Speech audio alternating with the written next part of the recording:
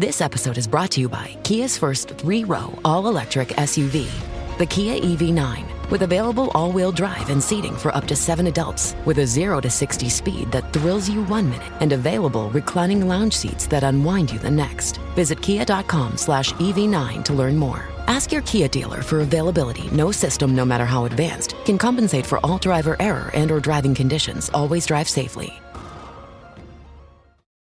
Join me, 48 Hours correspondent Erin Moriarty, on my podcast, My Life of Crime, as I take on true crime investigations like no other. This season, I'm looking into the labyrinth of crime and secrets within families. I'm cutting straight to the evidence and talking to the people directly involved, including investigators and the families of victims. Listen to My Life of Crime with Erin Moriarty wherever you get your podcasts. This podcast contains mature content, explicit language, suggestive situations, and partial to full frontal nudity. Listener discretion is advised. Don't let your kids listen to this. Beadle, I just read to the guys the original text exchange we had 2 years ago in the depths of the pandemic of why this was the movie pick. What's the worst movie you've ever seen that you either unapologetically like or is so bad that it is unintentionally hilarious? And I said that at 10:59 a.m., 11:03, Maximum Overdrive. Duh. Duh. I said, wow, just read the synopsis. And she said, you've never seen it? AC/DC soundtrack. Truck. Should have won stuff. I've been carrying that love for that movie for decades now. Decades. I didn't know there was a remake in 1997. Went down that rabbit. What? Yeah, I just saw it. Oh my God. The movie is called Trucks. Yes, Trucks. Because the short story was called Trucks that Stephen King wrote. Trucks. Well, real quick, guys, do we just want to go watch Trucks real quick and then we'll reconvene and just do a double feature? No, this will be like the reunion show. We'll do Trucks. Live in studio. I love it so much. I love the idea of Michelle only coming on to do movies about trucks. If it's not Trucks, I don't want it. She's not a part of it. I don't have an opinion if it's not. She needs your stupid podcast not about trucks. It's going to be a spinoff. Beadle, how many times would you estimate you've watched this movie, Maximum Overdrive? Enough to be like, we made you! You can't do this! Where's the loyalty? I gotta be honest. There was a certain point where I thought, am I falling in love with Wanda June? Yo, Yes. I am unbelievably attracted to this woman as she gets crazier and crazier. She gets nuts. And then I wanted to be like, was she banging the fat dude? Remember when they came out from the back? And That's what I thought. Say no to, Michelle. That was a subtlety I missed the first 400 times I watched the movie. Your picks have been horrible, man. It's the point. That's the point of the show. Isn't it? Isn't it? It's possible. I don't understand what this podcast is about. Poppycock. It's a fuck house. On a weekly basis, we are consuming more concentrated bad movies than probably anybody in the history of mankind. Poppycock. What story? What story? What are you talking about? Do you want lunch? I have yet to laugh in this movie. I'll just tell you that. You picked it, motherfucker. Just remember that. You know the problem with Hollywood is? They make shit. Unbelievable, unremarkable shit. I was legitimately offended. You were offended? I was offended. I didn't know you could get offended. I was offended. This did it. If I were gay, I wouldn't be offended. They're fucking making shit up, Amin. Inconsequential detail after inconsequential detail after inconsequential detail. Bees don't lie. 1, 2, 3, 4, 5, 6, 7. I'm holding a mic in my hands, and now I'm talking all alone.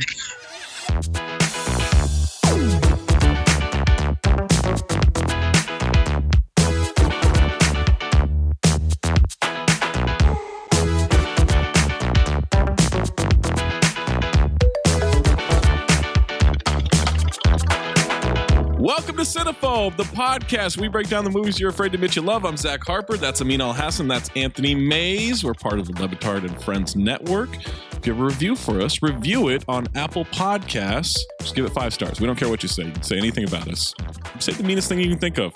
Just leave 5 stars. And on Spotify, 5 stars. Again, we don't get to 5,000 reviews on Apple Podcasts and Spotify. 5,000 each. By the end of 2022, The podcast is over. We're pulling it off the internet. We're breaching our contract. We're breaching our contract. We're done. Review from Dougie Cap. Trash. 5 stars. Yeah. Nice. That's all I care about. Zach and Mays are always bullying Amin. I get so mad. Oh, fuck off. See, the people see it. Dumb people. If you have a submission, reminder, it needs to be 40% or lower on the Rotten Tomatoes audience or critic score. May has been Vehicle Month, and to bring in the end of Vehicle Month, we have our special guest who made the pick for us for the 1986 action comedy horror Maximum Overdrive. Our guest, Michelle Beadle. Yeah, finally. Oh, you know, Michelle, she's been on TV. She's been on the internet. She's got a podcast that Amin and I are occasionally on. What Did I Miss with Michelle Beadle? Oh, Beads, it's so good to have you. Why this movie? Why not this movie, Zach? Why not? Great answer. It has everything. There's love, there's horror, there's apocalyptic future, there's symbolism, there's everything. Everything you want. You just sound like Stefan right now. This movie has everything. Killer trucks. It's awesome. It's one of my favorite 80s movies. Like, I've carried it with me forever. Yeah. When was the first time you saw it, Michelle? Oh, God. I must have been probably 15-ish, maybe? Not in the theaters. No. Okay. Enough to know, like, I liked AC/DC already, and I was like, oh, this is cool. I also didn't like clowns. That was already set in my brain, so that helped. But yeah. Just, it's a scary movie. I have Michelle with her hair, lots of products. Totally. Big perm, yeah. Big perm. Like a poodle. I look like a poodle. With a shirt that's very ruffly and fluffy, and then a denim jacket tied around her waist. Ooh, that's a good call. Suspenders or no suspenders? No. What about Umbros with the waist tied down? Yeah, sure. that was probably more it, Flip 'em guys. up. Absolutely. Yeah. That's was what was me. cooking there. I hate Yeah. to say it.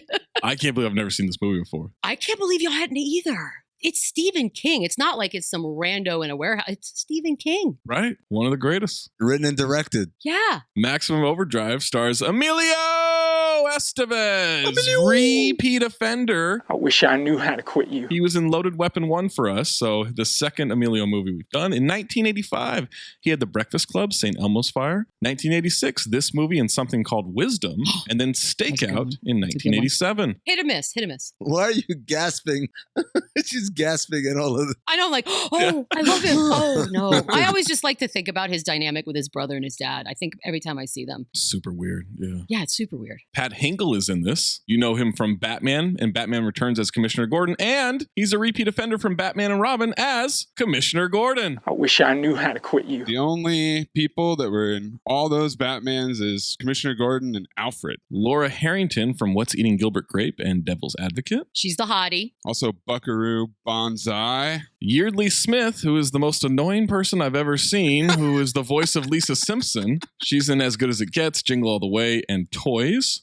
John Short from Apollo 13, the movie, not the mission. Sure. Ellen McElduff from JFK. J.C. Quinn from The Abyss and The Program. Now, you say JFK, you mean the movie, not the airport, right? Right. Although it could also be the airport. Frankie Faison, Yes. a repeat offender from White Chicks. How about that? I wish I knew how to quit you. Oh. Yeah. White Chicks is great. Well, Thank you. hold on, Michelle. No. I love White Chicks. When's the last time you watched it? It was on like not that long ago. It's one of those ones I'll stop. I'll just be like, oh, this is funny. There you go. Are you okay? I think so. The people and Michelle Beadle are on my side. The people are not on your side. Let me ask you, Michelle. Yeah. 1,000 Miles, the Vanessa Carlton joint from White Chicks. Was it famous before White Chicks or after White Chicks? I think it was famous on its own. Yes. So I have to say before. Absolutely. It was a top 10 Billboard charter 2 years before the movie White Chicks came out. Oh, 2 years. Okay, that's fair. But Amin believes that it only is famous because of White Chicks. It wasn't famous until Terry Crews sang it. Popularized. It was popularized by White Chicks, is what I said. It was number 9. Well, that's fair too. That's You know what? That tells me there was 8 more spots it could have gone up to, but didn't. It's good math, Amin. stupid. That graduate degree's really paid off for you. Killing it. Giancarlo Esposito from Breaking Bad. He's a badass. Repeat offender J. Don Ferguson from Eddie. I wish I knew how to quit you. Leon Rippey from The Patriot. Marla Maples from Executive Decision. and Donald Trump. Yeah, And also that. Maximum Overdrive is written and directed by Stephen King. It's the only thing he's ever directed. Thank you. TV, shorts, videos. This is it. Collector's item. Just Maximum Over. He got it right the first time. And he's a controversial repeat offender. He is, yeah. Because he sued to have his name removed from Lawnmower Man. But it was in the credits for the version that we watched. So he's a repeat offender, folks. I wish I knew how to quit you. He's a better lawyer. Can we say this, though? If you're as prolific as Stephen King, they're not all going to be great. It's just sheer numbers at that point, right? Like, you can't all be perfect works of art. And he's got quite a few great ones. So it evens out. I would say that Carl Weathers has proven that you can be great in everything. That's true. Carl Weathers is perfect. Yeah, but Al Pacino's proven you can't. Duncatino. And he's one of the greatest actors that we've ever had. He was one of the greatest actors. He was until Yeah. Jack and Jill. Not anymore. I love that that's your reference for Al Pacino. Still impressive for Stephen King to stoop so low, though. Wow. Stoop? What? Wait, not this movie. You're talking about Lawnmower Man? No, Lawnmower Man was fantastic. I'm just talking about the gulf between his achievements. It is pretty good. It's everywhere. It's pretty wide. He has 346 writing credits on IMDb. That's impressive.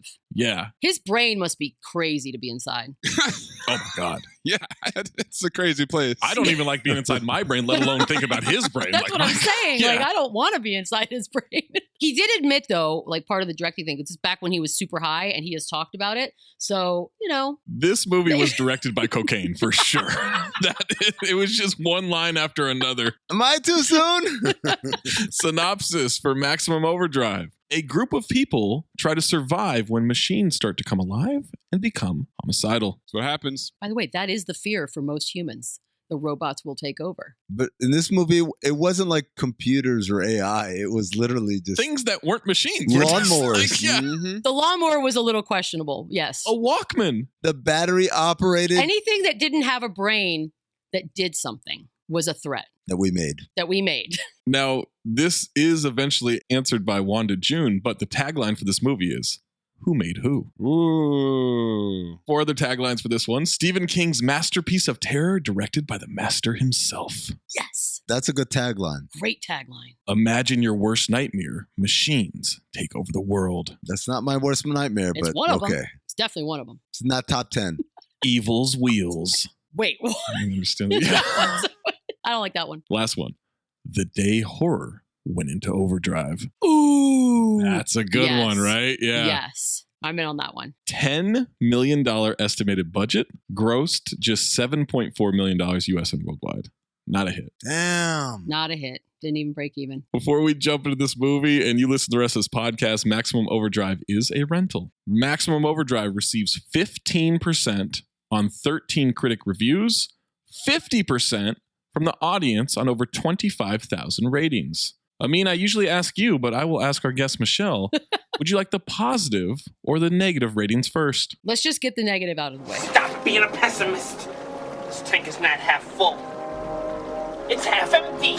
Richard Friedman of Newhouse News Services. Maximum Overdrive is minimum movie making by no less a celebrity than best-selling author Stephen King, here making his less than auspicious directorial debut. Austin Kennedy of Sin Magazine. I am not a crook. Wrong president. That's the guy Kennedy B. Wow. But that was Kennedy mocking him. Yeah, I am from heaven or hell, maybe. I don't know. Whoa. Spoiler No one alert. knows. Stephen King has admitted himself he was coked out of his mind during the making of this. Well, duh. That's rude. Ken Hankey of Mountain Express, Asheville, North Carolina.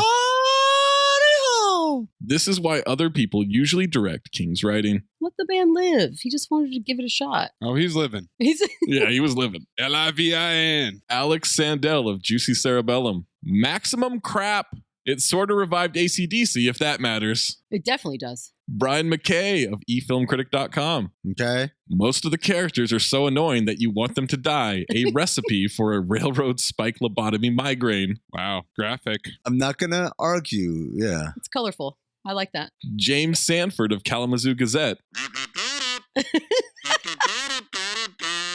I finally like the kazoo. It works. That was perfect. This is a quote from the year, Maximum Tedium. That's not bad. Scott Weinberg of eFilmCritic.com. Oh, do the voice. When novelists direct. That's rude. User Michael A, 2 out of 5 stars. Silly and not scary at all. The behavior of a lot of characters, for example, screaming at and challenging vehicles barreling towards them, was ridiculous. So was a lot of the philosophical dialogue between Estevez and Harrington. Nerd. User Turian G, 1 out of 5 stars. Turian. When a hack writer tries his luck at being a hack director. Oh, what? Oh, wow. What? I remember the review in the Daily Olympian, voted the worst newspaper in the United States, by the way. They use it to wrap fish at Pike's Place, hence the name, the Daily Fish Wrapper.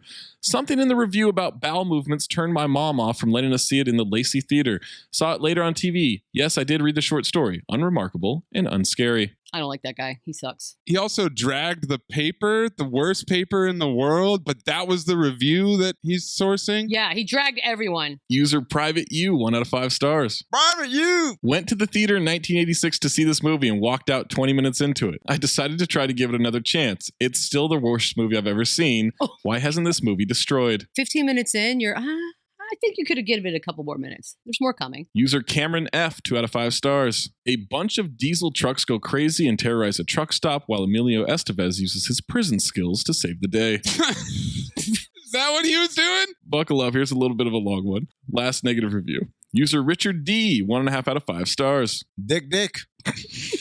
Goose. Geese. Stephen King really has no business saying that Stanley Kubrick did not know how to make a horror film. This film is garbage. The short story that it's based on is okay. Not the best material in Night Shift, but fun stuff. For a story so clearly molded on the birds, King has clearly not learned the lesson that the less explanation you provide for a ridiculous scenario, the better off you are. All his attempts to explain why killer trucks are attacking folks are awful. Setting plot problems aside for a minute, the real problem is that King clearly has no idea how to direct a movie. It's terribly paced, really choppy, as if a lot of necessary connecting bits were never shot. He has a semi-decent cast here, but everyone overreacts their paper-thin roles. It's an ugly, unpleasant film. Yeah, I was going to bring up the Shining thing. He walked out of The Shining when he saw the premiere and was furious at Kubrick for what he did to his story. Only one of the best horror movies ever made. Positive reviews. Hey, John, that's weird. That glass looks half full to me. Wow. Now that you mention it, it is half full. Steve Crum of VideoReviewMaster.com. Oh, crumbs. Truck stop attacked by mechanical objects, including trucks, gone awry. That's not a what? Shannon J. Harvey of Sunday Times. A suitably schlocky Stephen King story. I like schlocky. Jeremy Schlocky. Is that alliteration going on there? Suitably schlocky Stephen King story. User Hellhole H, 3.5 out of 5. Hellhole. Looked very 80s indeed. Still, the action scenes were great, and I liked the simple cinematography. It worked well and didn't become distracting. The non-practical special effects looked very dated and did not stand up to the rest of the movie. The music was rock and that fitted well. The sound effects were convincing enough without being noticeable. What? A story? Comet passes, machine tries to kill people. That's it. Ludicrous film that has no story, but some great car crashes. Yes. It's good destruction. User Jeff S, 3.5 out of 5 stars. Jeffs. My name is Jeffs. I was entertained by how the townspeople were trapped for most of the film and trying to outsmart powerful psychotic machines long before Transformers came along. Well, not really long before Transformers. When Transformers, the movie came out the same year. Yeah, but that was a cartoony thing for children. It was not this. This is deep. What? Optimus Prime died. Whoa. What are you talking about for children? Spoiler alert. Yeah, hello, dude. What are you just going to throw that out there? I tried watching it, by the way, recently. Transformers, the movie was, in my childhood, was like, this is one of the greatest movies ever. Oh, no. It is unbearably bad. I remember thinking it was stupid as a kid. See, you were dumb. You got the touch. Blank user. You got the power. 5 out of 5 stars. Emilio Estevez versus killer trucks in the desert. Not really the desert. No. With giant guns and AC/DC blaring the whole time. Hell yes, this movie is perfect for everyone who thought Tremors was too sophisticated. Did you say this reviewer is Michelle B? That was a good review, except for the desert part. It was North Carolina. Get it together. And then last one, and this is a doozy. User Christian C, 4 out of 5 stars. Christian Christ. Wow. This movie came out at the peak of Reagan-centric, hyper-conservative, uptight religious PC scolding from a group which likely fancied themselves the real America. Well, 35 years later, they'd be laughed out of the room as zealots. But they did accomplish their mission of helping to trash and censor all media which they deemed profane or perverse and installing broadcast guidelines about how you can't say bad swears on networks and can't show anyone older than a fetus wearing anything less than a snow parka. Oh, and they also were really interested in advertising deregulation and lax media standards for some reason. Maximum Overdrive is nothing more than a 90-minute repudiation of everything we were told was right. Bible salesman, censored programming, clean fun, and an endorsement of everything we were told was wrong. Loud music, comically violent, cocaine, Emilio Estevez trying to act, and it really works. Not as any type of cinematic masterpiece, because it definitely is not, but rather as a high-budget student film recorded on your summer vacation where you and your friends hired a band, rented a full-time dealer for catering, and decided to film every fun, loud thing you could think of while talking about aliens and stuff. Wow. That was a doozy right there. That's depth. That was a good one. That might be one of the best reviews you've ever had. That's amazing. The student film thing sounded like he was drawing from his own experience there. Yeah. Wistful. Very oddly specific. It was very specific. Very vivid, incredibly descriptive detail. Incredibly descriptive detail. Detail. Amin. My name is Jeff. What is your first note? I decided not to watch the trailer after seeing the movie poster. The one I sent to Michelle that she sent back. I said, what the hell is this? And she said, fine art. Not wrong. I'm not. Mayes, first note. Beadle gets the show, folks. Well done. I think that clown thing would be a good tattoo. That green face thing. Goblin. Oh, yeah. The Green Goblin? Yeah, it would make a great tattoo. I'll just spoil it right now. At a certain point, I just refer to that truck as Willem de Tow truck and then Willem de Tow. Wow. He's one of the main characters. Yeah, I would say it's like Emilio, Willem de Tow, and then Laura Harrington. Kind of acting his ass off. Willem the tow truck. Mm-hmm. I've never heard of Dino De Laurentiis Productions in my life. What? It sounds like a Food Network chef. You've never heard of Dino De Laurentiis? Mm-mm. They're all part of that family, right? Jada and it's all one big family. Is his daughter the chef? I don't know if it's daughter. Oh. It's a family tree is, I think, all related. The De Laurentises are all related. So it's like the Coppolas versus the De Laurentiis? Oh, grandchildren. Jada's her grandchild. I'm on Team Jada, so I guess I got to like it. There you go. So he did Assassins, Future Cinephobe, U571. Assassins is so good. Hannibal, Army of Darkness, Manhunter, Raw Deal, Blue Velvet, Blue Velvet, Dune, the original one, Conan the Barbarian, Flash Gordon, and on. And that's all towards the end of his career. He's been producing for a long, long time. It's very diverse. We are outside a painting of Earth. We get some text position on the screen. Painting is generous, Zach. That's a couple white dots on a black towel. That's what that is. Dandruff. On June 19th, 1987 at 9:47 a.m. Eastern, the Earth passed into an extraordinarily diffuse tale of Rhea M., which I just called Rhea Merlman. I said Rhea Merlman. Same note too. A rogue comet. Jargon. How is a comet rogue? I don't understand. They're all that. rogue. Yeah, right. It's not doing what it's supposed to do. It's a fucking comet. This comet plays by its own rules. According to astronomical calculations, I think they meant astrological, the planet would remain in the tail of the comet for the next 8 days, 5 hours, 29 minutes, and 23 seconds. They could have picked any time frame. Doesn't matter. Why did they pick 8 days? So specific, so much It's got to be symbolic. descriptive detail. And then you see this green fog / aura surrounding the Earth. Congratulations on the dumbest opening title slide in Cinephobe history. Really? Cut to Wilmington, North Carolina. The first bank of Wilmington. The ticker across the door says 948, 79 degrees. Fuck you. Fuck you. ATM called Money Man 2. Wait, real quick. After I saw the fuck you, file. Lock me in. Stephen King walks up to a Versateller, puts the card in. Screen says, you're an asshole. File.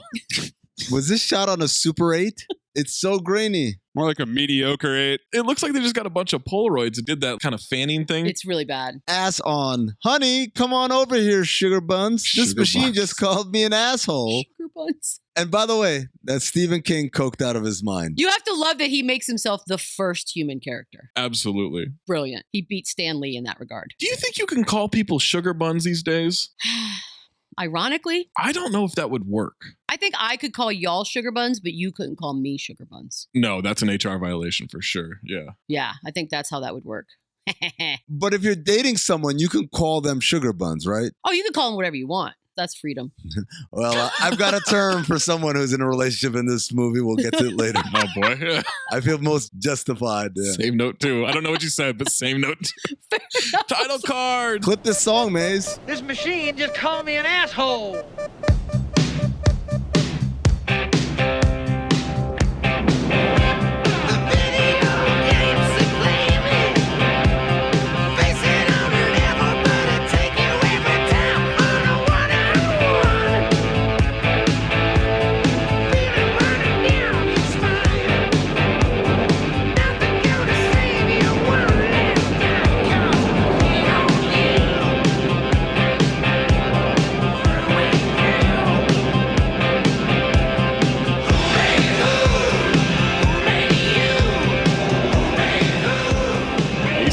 Playing with some Wilmington B-roll of a bridge and a road and underneath the bridge and the road and underneath the bridge, and not a lot of shots here other than just underneath the bridge. We see a control tower of the bridge, 2 guys playing cards with naked women on them. Those were the days. I remember being a teenager and your friend would have a pack of playing cards with naked women all over it. Oh my goodness. The good old days. What a sexual awakening, you know?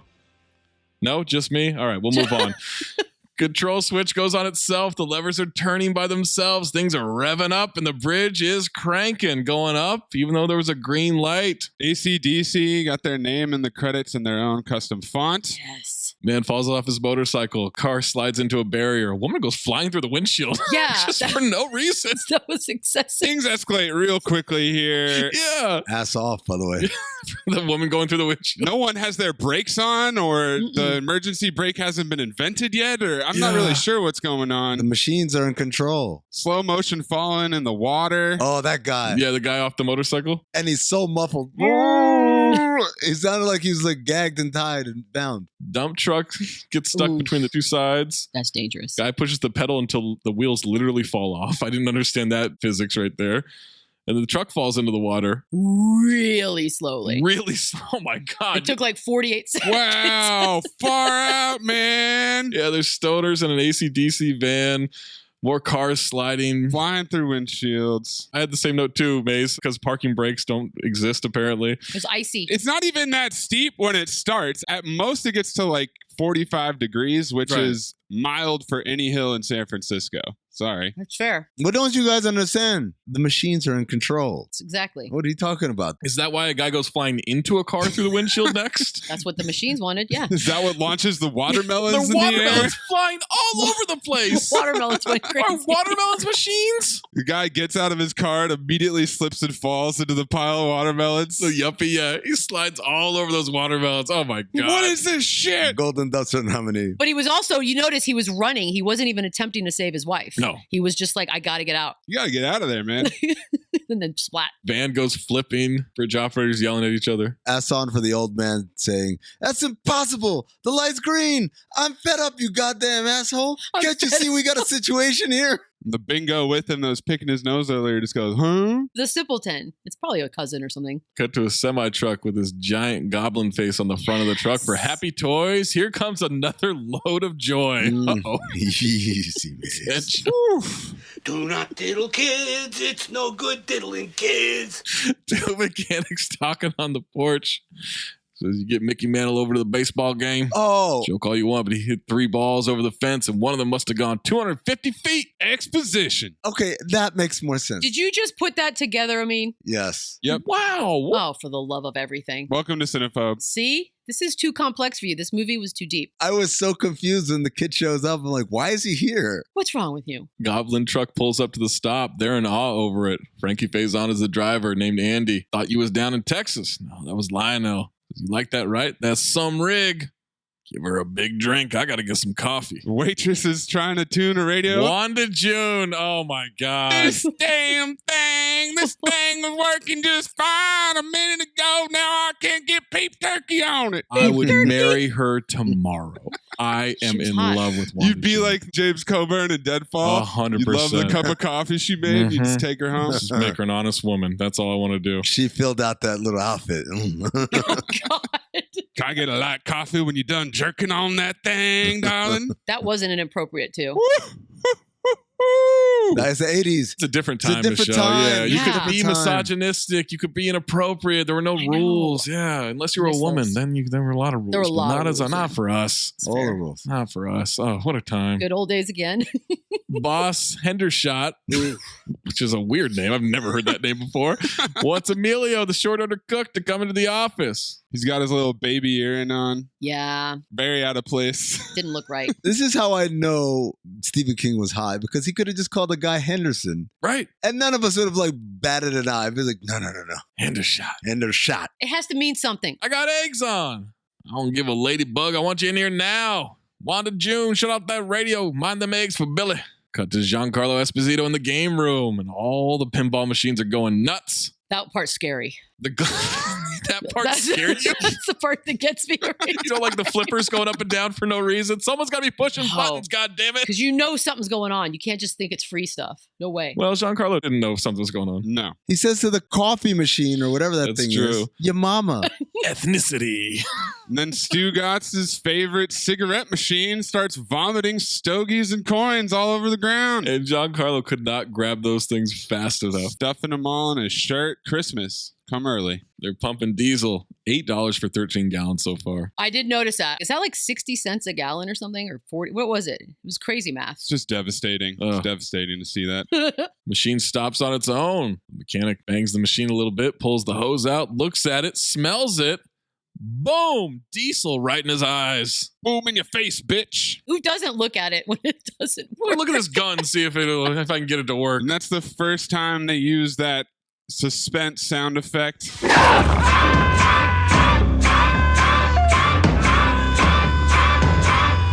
It wasn't that scary. It was more annoying than scary. I think it's great. I love it. Yeah. How do you not It's like that? fantastic. I know. I feel like the sound effect technician messed up on that one. Mechanics are checking on him. They tell Hendershot he's had an accident. Steve Gayton, Mr. Hendershot. Duncan Keller's had an accident. Oh, shit, Ski. What happened to him? He got diesel in his eyes. I'll be damned if I know how. Is that all? Flush his eyes. Leave me alone. Got me some talking to do in here.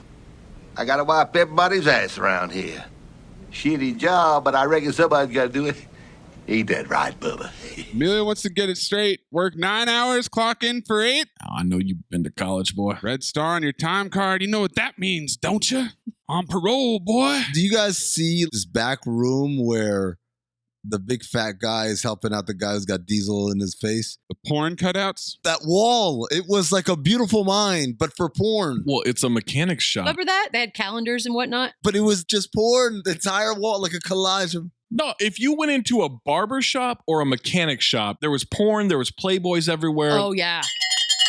20th century. That's a 20th century bitch bell going. Either that ass belongs to me or belongs to the state of North Carolina. Ass off. Could you clip in Hendershot's laugh? Because it does not sound healthy. Thank you, Bubba.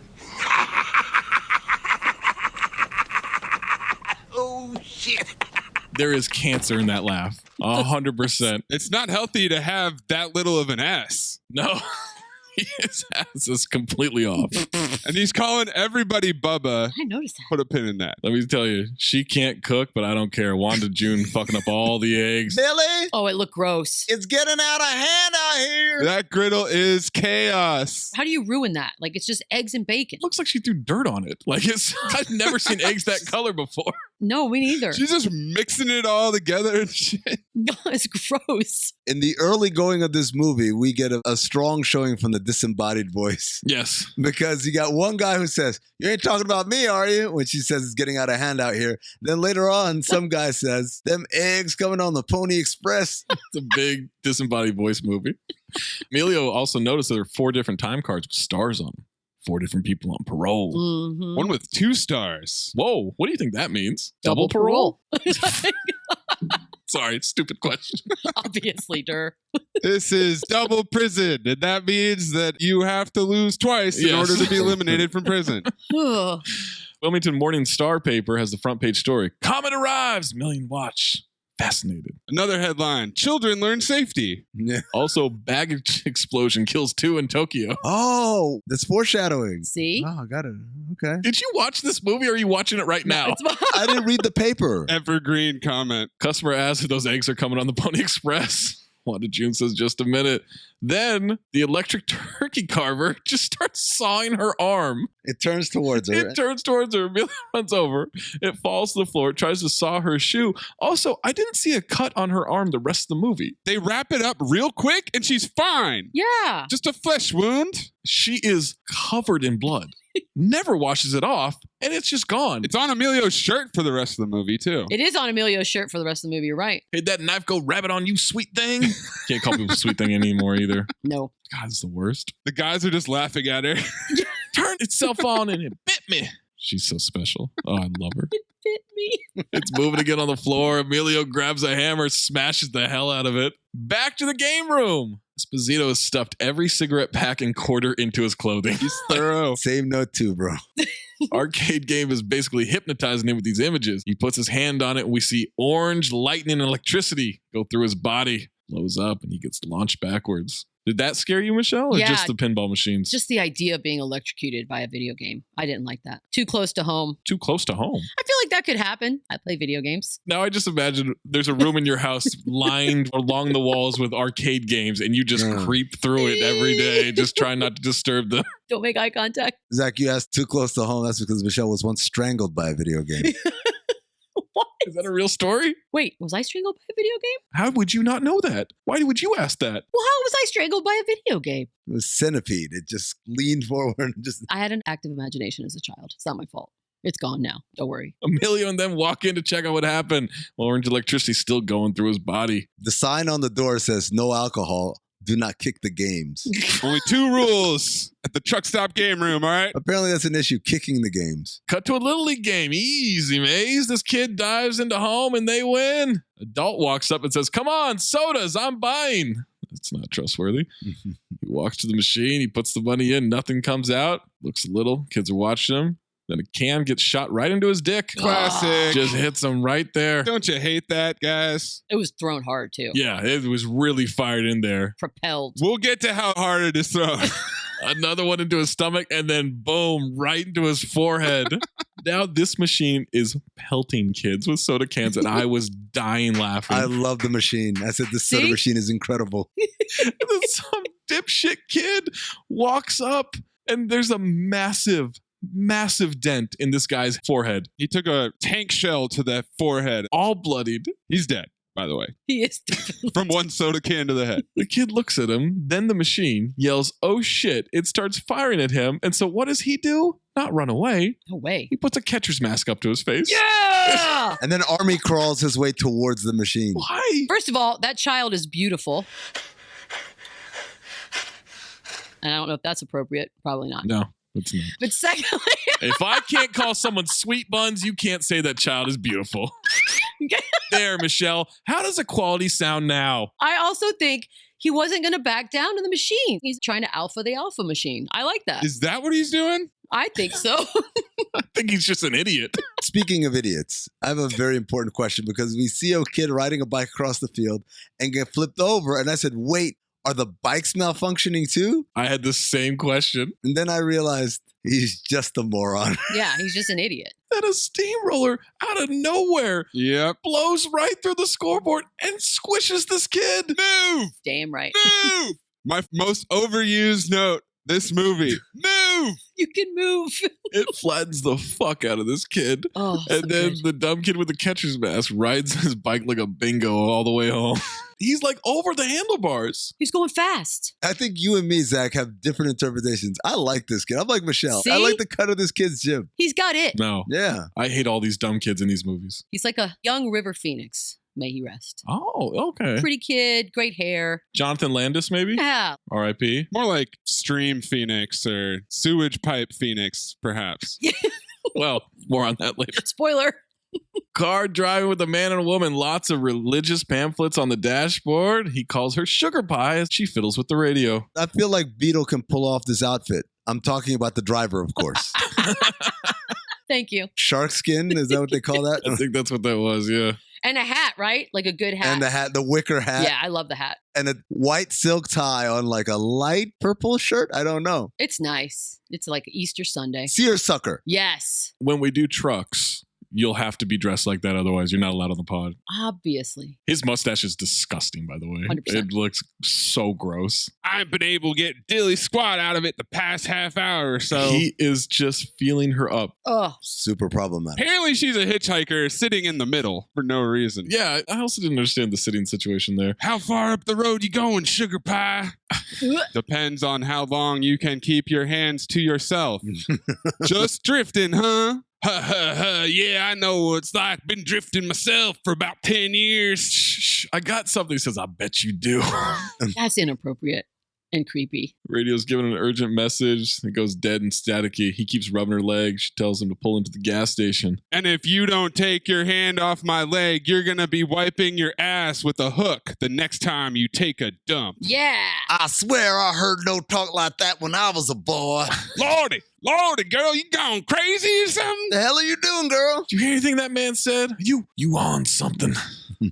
She gets out of the car. He yells, don't you go walking away from me like that. Eat my shorts. Clip this whole rant from the guy about how life used to be. I would clip it, but the truck is revving the engine the whole time. It's almost impossible to hear it. No, clip it anyway. Okay. Make the listeners do some work here. Sometimes I think this whole world forgot what good manners is. Here I go and give you a ride in my brand new car. And look at the garbage coming out of your mouth. And you know what I think? I think it's that damn rock and roll TV. Look at what that stuff does to people. Sex, drugs, losing your immortal soul. Whole goddamn civilization's about to take the flush. You think newspapers are any better? Spreading the filth around. You know what ain't newspapers gonna save this world? Ain't TV. I'm telling you right here and now. By his eyesight, all is holy. I'm telling you, it's the Lord Jesus. Yeah. Rewind it. Listen to it again. He's going off. He's got a lot of opinions on this. Yeah, he's pissed. He's yelling about society. Rock and roll TV, sex, drugs, immortal soul. This is when I realized, I'm just going to call this Willem de Tow truck, or Willem de Tow for short. De Tow. Because it starts revving its engine. It shifts itself into gear. She looks at the truck as he's yelling about newspapers or some shit. I don't know. Newspapers ain't going to save the world. It ain't TV. It's the Lord Jesus. Mm-hmm. It drives right at them, and they avoid it as everybody comes to look at what just happened. Lord is my shepherd, I shall not want, which doesn't really apply here. That's not the part, right? The big fat mechanic is chewing on some bubble gum, and he blows a bubble. And I said, 20 CB. Blowing bubble gum bubbles. People don't do that anymore. That's a very 20th century thing, right? People pop gum now, right? They pop it, but they don't blow bubbles. And they lock and drop the gum. We should bring that back because that was fun. Blow bubbles? Yeah. Yeah. Bubble gum was fun. I love bubble gum. Get your bubble gum. The taste just didn't last, you know? Well, that's why you had to keep adding pieces or eat some sugar. If you had sugar, it would reactivate the taste. What? I never knew that. Yeah. That's a hack. Yep. Oh, wow. Trooper. Geez, good. Everyone in the diner is looking at the car from inside the diner. It's Andy's rig, but who was driving it? I don't know. Must have been a hot wire champion. Then someone says, hell's bells, because AC/DC, get it? Another car on the road. Kurt and Connie, just married. Oh. What a couple of inbreds these two are. I mean, Jesus.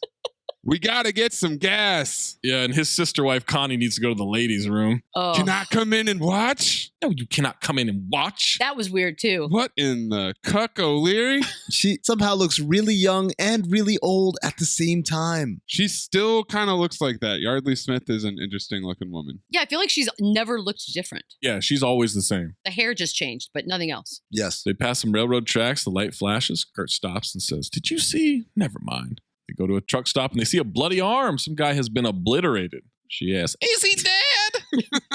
Can't stand this woman. Kurt is walking around, sees all this blood. There's a bloody handprint on the wall. The clock is going all around. How'd the blood get up to the clock?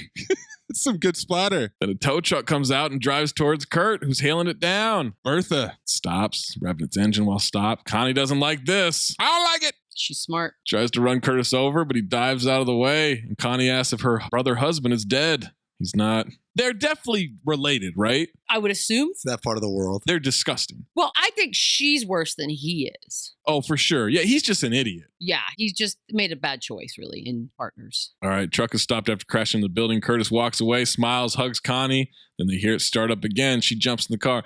Get in right now. It's got blood on the mud flaps. Blood flaps. Ooh. She drives off screaming. He screams at her to go the other way. You know I can't drive when you shout at me. I'm the Helen Hunt of the month. Women be driving. Now, Michelle, do you think this is an accurate representation of women drivers? Some, yes. I do find myself cursing women drivers many times a day. So yeah, that's fair. Michelle is the wrong source to turn to on these matters. Yeah, I don't think this is helping anything. This is actually making it worse. See, even Michelle Beadle says so. Yeah, see? I told y'all. All this is doing is encouraging Amin's misogyny. More on that later, I'm sure. It's coming. Trash removal truck pulls up to the main truck stop. Inside the game room, Hendershot is mad at all the damage. Product placement, big truck. And then he has someone light a cigar. Boy, ain't this a dog shit. Did you do what I said with that body? Yeah. Got him downstairs, pretty crispy. What happened? Fucked if I know, Bubba. Fucked if I know. Ass off. Why are they so chill about a corpse? Like, I felt like that was a little weird. Like, it happens all the time. You think this is the first corpse in that truck stop, Michelle? That's what felt weird to me. Not even the first one that day. No, he didn't even flinch. Have you seen their basement? That's true. Their cellar? Did you call back? Yeah, you're right. We do see it later. Emilio is staring at the back of Willem Dafoe, steps up to the cab of the truck, looks inside. He's getting in. Music note sounds off. I know that because it says music note sounds in the closed captioning. It's a text message from the truck. He arms his key as a weapon, pulls back the curtain. 20th century, bitch. Putting a key between you. Yeah, what would you do now? My fob? I don't think that would work, right? Nope. We used to do that, though, anytime you walk anywhere. That was a thing. If you go punch someone, the key is going to ram into them. Well, as a woman walking alone, you would always do that automatically. You don't have to tell me. I still do it if I randomly am by myself because you have a house key. You also have weapons on you, too. Yeah, I got 6 guns in my purse, but I want to keep it real for the first part. Yeah. She wants it to be a fair fight until it's not fair anymore. Yeah, I'm going to give him a shot. Yeah. After this, Michelle goes back to her 6 hours of Muay Thai fighting training. That's why you got a heart out, right?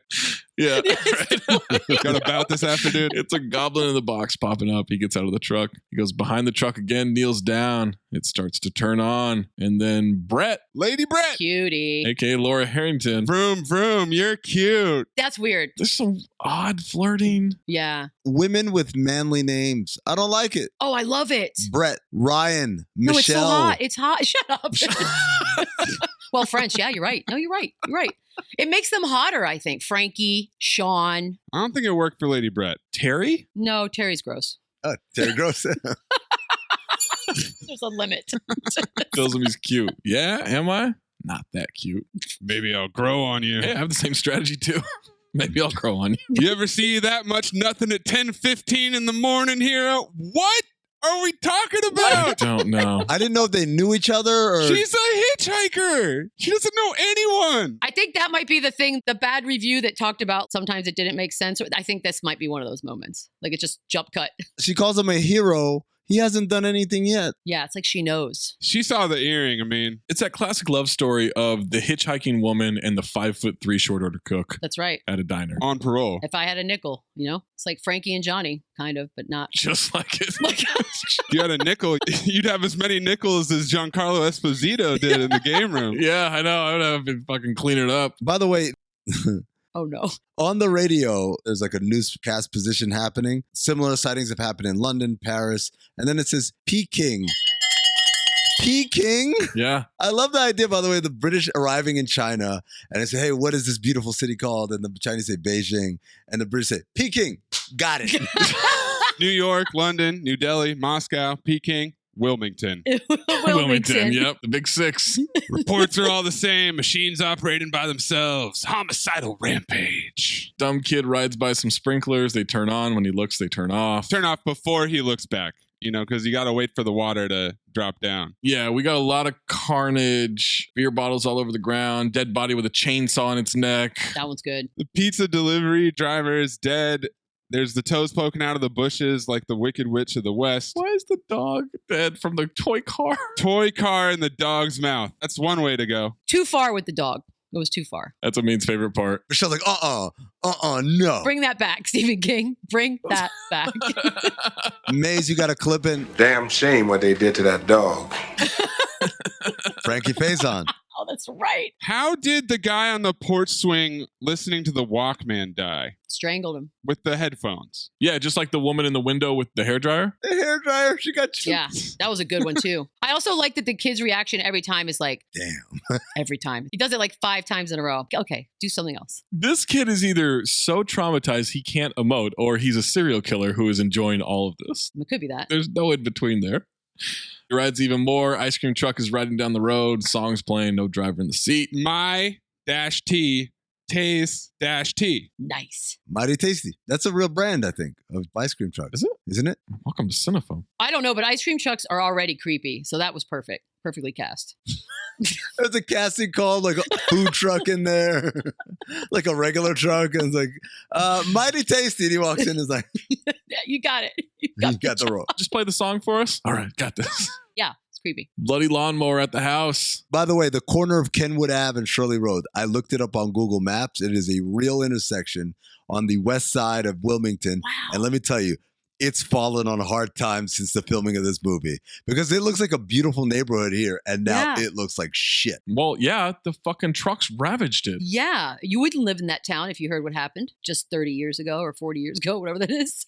The lawnmower starts chasing him. He rides away. Thrilling suspense. Bible salesman is the creepy religious man. We know that he's a Bible salesman because he's trying to sell Bibles to Wanda June and some yokel. With his mouth full. Yes. Beautiful American Truth Way Bible, fine gilt edges and full page color pictures. This Bible has everything from the creation of this beautiful world of ours to the fall of mankind. Now, how many Bibles does he have to sell to justify a road trip? They're all $10. Yeah, but gas was 50 cents. So let's do the math. Yeah, all right, that's fair. Yeah. Maybe two Bibles? Two Bibles. He's like, all right. 3 and I'm going on vacation. 4, I retire and we call it a day. Also, I don't know if Amin will agree with this. When he's talking and selling this Bible with his mouth full, he kind of talks like the white John Witherspoon. I have to listen to it again. I withhold my endorsement of that. Mechanic who got the diesel in his eyes trying to find his baseball boy. Now you hush there. You don't scare us one bit. We got your boy. I bet that tears you up something fierce. As the fat guy tries to talk him out of walking off and searching. Oh, right. He says this. Please read this in the chat, Zach. Man, you can't even see. I can see just fine. The guy with diesel in his eyes looks a lot like Roger Goodell. I was going to say that at the beginning. Yeah, trying to explain why we aren't suspending someone for a crime against a woman. Yes. That's what he looks like. Looks just like him. He also looks like Roger Goodell watching the Ray Rice tapes. Yep. Fair. Damn. That was dark, man. The Ray Rice tapes too soon. I'll pop you one. You keep yapping. Emilio wants to see how many fingers he's holding up. Goodell sees 8, 12. Got a little double vision. But it's clearing up, Bill. Gotta find my boy. I gotta. Anything could be going on out there. Bubba tells him to punch out Yeah. while chewing on a cigar. Yeah, if you're gonna leave. Worried about the time cards, guys. Have they all been on the clock this whole time? Damn right. Good. Leave me alone, you fat fuck. Emilio threatens to knock his teeth in. Trash removal truck starts up, moves towards Goodell, hits him, and his fucking face explodes on impact. Drops his keys, and once again, move! Just move. My favorite thing is Goodell gets run over because double vision means you can't see or hear a truck. Golden Dumpster nominee. Well, he would deny concussion issues, right? If he's been hit a few times. It's fair, too. By the way, just because you hear it, you don't know which way to go. That's true. That's the problem. You freeze. Trash removal truck keeps flying around. Meanwhile, Bible salesman dude is in there in the middle of his sales pitch. Trash removal truck crashes into his car. This is my favorite part. Then dumps trash on him. He says, son of a bitch. And then says, out of my way, bitch. Shoves Wanda June. Yeah, shoves Wanda June. Out of my way, bitch. True colors. Starts yelling and threatening the truck. Calls it a drunk son of a bitch. You snot bag. You snot ball. You want to rock and roll with me, puss bag. Right here, you prick. You low down scumball. These are the worst insults ever. Hey, Mr. Rock and Roll, let's wiggle and dance. That's when Willem Dafoe starts up and the eyes are red. Yeah, he doesn't like that. Backs up towards the Bible creep.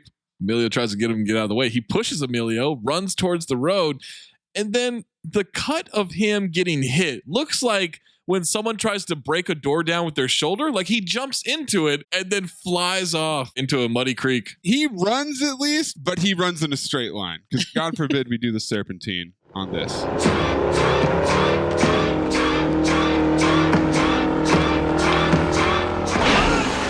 is about the time I started wondering, what the fuck are these trucks waiting for? Why don't they just plow through this shitty building and finish the job? It's called suspense. Okay, got to build that up. Never heard of it? Sorry, Yeah. it's Act 1. My bad. It also knocked him out of his shoes. Oh, that's right. Drives over his bag, parks itself. So does the trash removal truck with the bloody grill. Hendershot's trying to get some radio help. Horse Pucky. This is Bubba Hendershot at the Dixie Boy. God damn it, Rusty, come on in, boy. Wait, his name's Bubba? But he calls everybody else Bubba? Calls everyone Bubba. He's got Bubba on his license plate. Everyone's Bubba. On his personal shower, spoiler alert. That's right. That is a spoiler alert. One of his employees likes to chew bubba gum. No. Fumbling around for the Couldn't instrument. even find his stupid fucking instrument.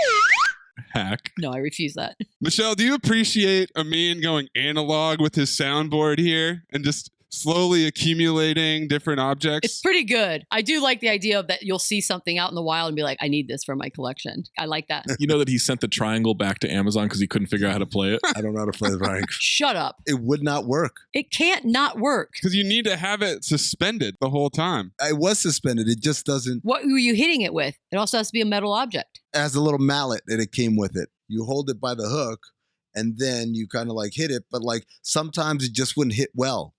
And so It wouldn't hit well. yes, It was the machine's fault. See? Remember, we're against the machines. we're still in the tail of the comet, Michelle. Now do you see why I like this movie? We made you! We made this triangle! Where's the loyalty? You can't do this. Brett changes her clothes because the salesman's smell was on her and she doesn't want to think of that dead man. Ew, she's barefoot in a truck stop bathroom. That's the worst. Where's the grossest place possible to be barefoot in? I would say a truck stop bathroom sewer. I would say an alley in South Beach. Ooh, I'll say a bathroom on a train. Oh. Those are gross. You should have saved this for the train. Michelle, do you want to join us on a train? Amin wants to take a train trip Hell from yes. LA to New Orleans Yes. See, she's like, I'm in. and watch these movies. You want to go? I'm 1,000% in. Do you want to take my spot? Yes, I would love trains and movies. Okay, cool. I'm out. Michelle, the idea is that we're going to be in a sleeper car. Like, I don't Yes. want to go like on a regular. It's got to be a sleeper car with the bunk beds and a private bathroom and everything. And we're going to just literally mainline movies and then go to the cafe car because I love to get a meal at the cafe car. I love cafe cars. They have booze. You get Cokes in a bottle. I love that. You can get that from Chipotle, Michelle. I don't even drink Coke. I just want the Coke in a bottle. You just like to order it. Yeah, it looks very cool and sophisticated. I love trains. Me too. There you go. See? All right. Well, she can take my spot. Yes. Welcome to Cinephobe, Michelle. Thank you. Thank you. All right. They're carrying in the dead body from the outside. Hendershot's mad at them dripping on the floor. Stops two guys from looking at Wanda June. That's when I had some suspicions that he and Wanda June got a thing going. Right? It's kind of weird, but they never really clarify it. Willem Dafoe revs up again. All the trucks start up. Some nice Bic placement there for product placement. I thought so. It's a lot of trucks. They're blowing their horns. They're circling the truck stop like a motorcycle gang. Bubba's pissed. No, goddamn right. They're depot. They also keep running over that guy's shoes. It's a little shoe too. It's like a little baby shoe. Real small. Yeah, it's like a that's like Very a weird. size 8 or something like that. That guy. Poor him. More Curtis and Connie incest driving. They see a convoy of trucks driving the other way. Where are they going? I hate that. Greensboro, maybe? Maybe Charlotte? I hate her so much. Don't ask stupid questions. They almost hit a truck getting on the highway. He says, I think I just loaded my pants. Yep. Is that what you said when you shat yourself on the way back from basketball practice, Maze? Maze once shot himself in high school coming back from That's awesome. basketball practice. Yeah. No judgment. In his mom's car. I did it in my car in Connecticut when I worked at ESPN, so I get it. Really? You shat What? yourself? Accidentally. Yeah, I didn't do it on purpose. You sharded? I was at Marshall's and it was coming and I had nowhere else to go, so I tried to get home in time. No. So you knew it was happening. It wasn't one of those like, I'm farting and like, wait a sec, that wasn't a fart. It was like, No, this is happening. Michelle, how old were you? I don't know, in my 30s. How does that happen? How do you? I think as a society, we need to take the stigma off of it. Of shitting yourself in your 30s? Like a truck sneaking up on a guy. How does the shit sneak up on you?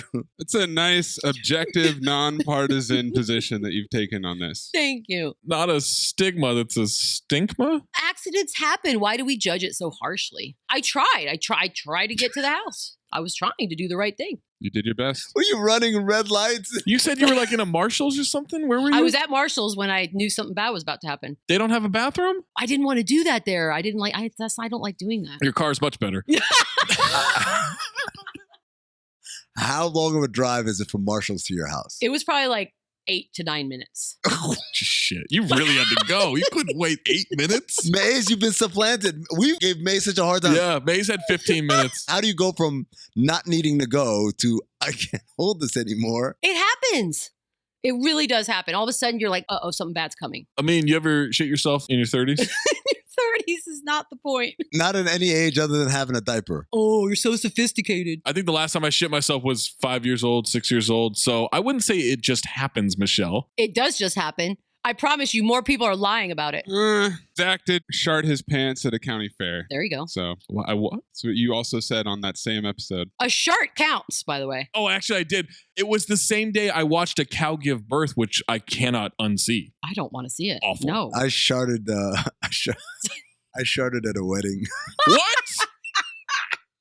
Better than any of them. I didn't tell this story last time because you're a fucking fraud. It was too early in the Cinephobe, but I was at a wedding. He didn't want to ruin the momentum of Cinephobe getting off the ground. I was maybe like 2 days into very heavy intoxication, right? I mean, it's useless. We're 4 hours in and he's already drunk. He's got to do something at 1 a.m. He's going to be drunk. Cinephobe is going to be at 1 a.m. and he's not going to be able to do it. Like, what, are you kidding me? He's hammered. I'm out on the dance floor and I'm like, oh no. Yeah, I'll let one rip real quick and then dance over there. And this was in Florida in June. Oh, no. My God. What color were your pants? Light gray. Yeah, that's bad. Okay. Not anymore. So I let it loose and I'm like, oh, that didn't feel right. But you know, the crazy about a shard is like, maybe it's just my mind playing tricks on. Yeah, you just don't know. So I quickly go to a bathroom, and the bathroom that I went to, I'll never forget this, it had a problem with the lock. The door either wouldn't lock, or if it locked, it wouldn't unlock. So I locked it, and then I dropped my pants, and I realized, yep, there it is. Okay, I need to do something. And then someone knocked on the door, I'm like, I'm in here. And then I'm like, okay, how do I had 1 foot on the door, 1 foot out. So I grabbed some paper towels and I put it under my carriage, right? And then opened the door, and then it was locked. I was like, oh, come on. And finally unlocked it. Then I left. I said, there's another bathroom upstairs. Go upstairs. The other bathroom was in the bridal suite. But they're all outside. No. Everyone's outside. So I'm like, okay, we'll go in this bathroom. Go in the bathroom, lock the door, take off the underwear. This is a Saved by the Bell episode. No, watch this. So I'm like, I'm going to throw away the underwear, but this is the bridal suite. If I throw it away here, they're going to find shitty drawers, right? Can't do that. So I come up with the idea, this is what I'll do. I'll wash them in the sink. What? I get there's some hand soaps. I wash them. I wring them dry. Okay, so the damp, it'll be a little uncomfortable, but what's the worst that can happen? Put them on, put my pants on, go back outside. I asked my boy, I said, look, you're the only person I'm going to tell this. My pants right now, does it look like they're wet? And he's like, yeah, it looks like you sat in a puddle. I'm like, shit. Now, the pants were not affected by the original, but the dampness from the underwear has now created an impression. Clearly. So now I have to literally dance my way out of sight by crouching really low. And everyone's like, oh, I mean, such a great dance. I'm like, ha until I get indoors, because outside it's just like a fog. There's just nothing but steam. It's Florida in June. Oh. Inside, there's some air conditioning vents on the floor that are shooting air up. So I decided to stand over the vent. Smart. To try and dry it up. Real Marilyn Monroe moment. Smart. Meanwhile, people are starting to complain it's too hot outside. So now people are coming in and they're asking me to move off the vent, stop hogging the vent. You're also putting your shit ass right over the air source. Yeah. It's no longer a shit ass. I've cleaned it thoroughly. Well, it's still there. No, it's not. I use soap. You used hand soap. Hand soap. That's not clean shit. So maybe it's now shit and lavender. Yeah, exactly. That's exactly what it was. I'll have you know that hand soap is what they told us to use to fight COVID. So if it's good enough for COVID, it's good enough for the shit in my pants. Okay, that's a good comeback. I don't hate it. And then, after a while it dried up and the rest of the night was magical.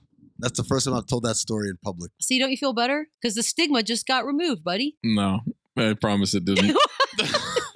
Stigma. They're swerving away from this truck, by the way. I don't know if you want to get back from not shitting your pants. Yeah. Suddenly pulls off the highway. They get bumped.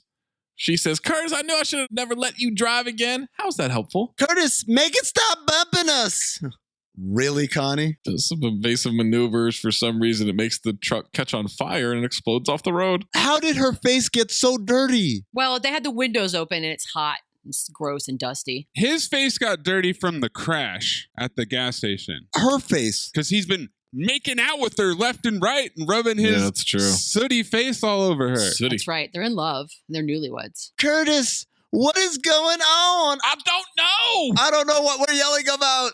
She cries. They kiss. Truck stops 2 miles away.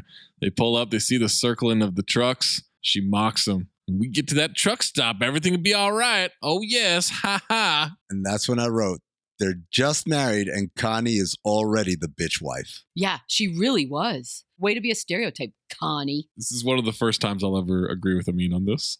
Yeah, I wanted her to die. Oh, I was waiting. And then I wrote, I defy any of you to tell me that she's not the bitch wife. I was so adamant. He sees a gap in the trucks. He's going to shoot through it. No, you don't. They're going to gang up on us and squash us. And I wrote, I hope they both die. I can't stand these inbred fucks. I just cannot do it. I think Kurt is getting off light here. He was terrible as well. She's awful. He's just an idiot.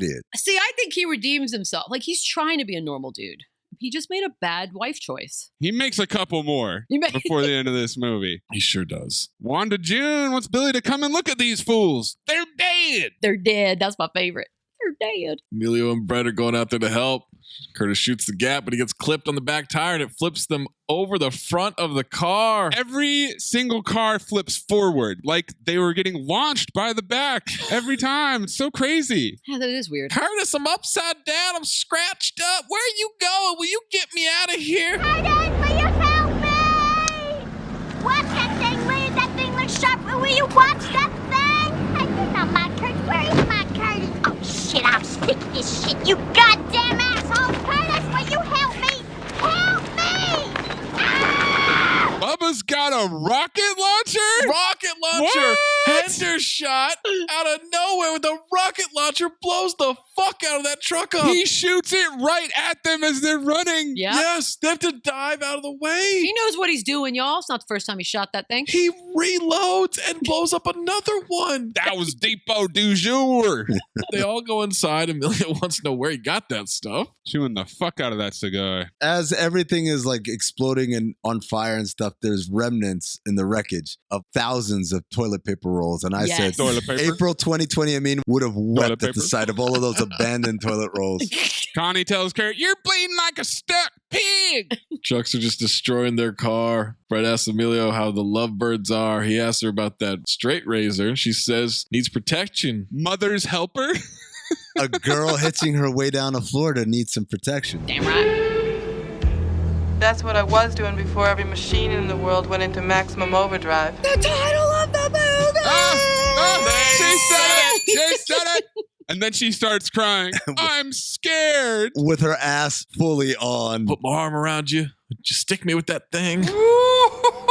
You don't stick a person with the straight razor. It's more like, haha. But I wouldn't. He hugs her. She hugs him. Baseball boy sees the blown up truck from before. Holy crow. Meanwhile, this poor kid is single-handedly Barry Sandersing every machine out there. Thank you. Planes. Because he's a hero. Without a scratch. He's doing this all on his own. It's a young Patches O'Houlihan. Dodge, duck, dip, dive, and dodge. Flight of the Valkyrie starts playing and he's being chased by a plane? That was scary. That was scary? You just can't get away from a plane. It doesn't even try to hit him. No, it doesn't. Well, he didn't know that. But here's the thing. He gets away real easily.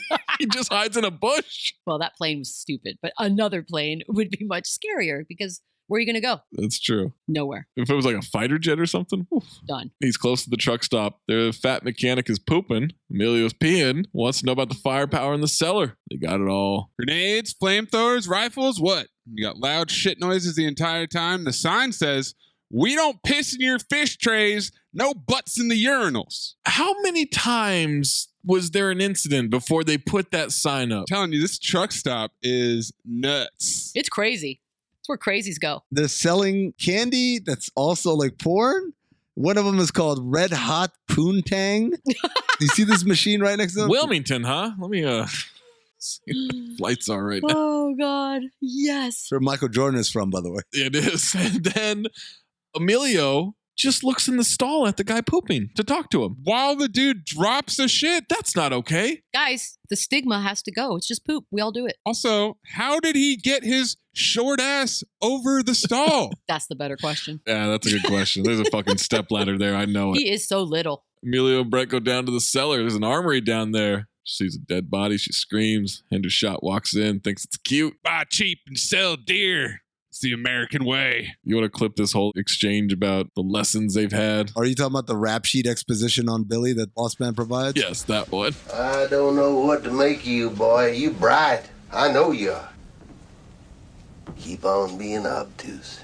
We don't want to steal anything. We just want to get out of here alive. You messing again, Bubba, where you hadn't ought to be messing. Sometimes maybe even college boys don't learn their lesson until they had their chops busted a few times, too. You know what's going on outside, huh? You blind? You tell little road twitchy about your illustrious career. Oh, he's a bloodthirsty criminal, all right, regular John Dillinger. God damn you. A couple of Charlotte cops caught him in this little bitty grocery store.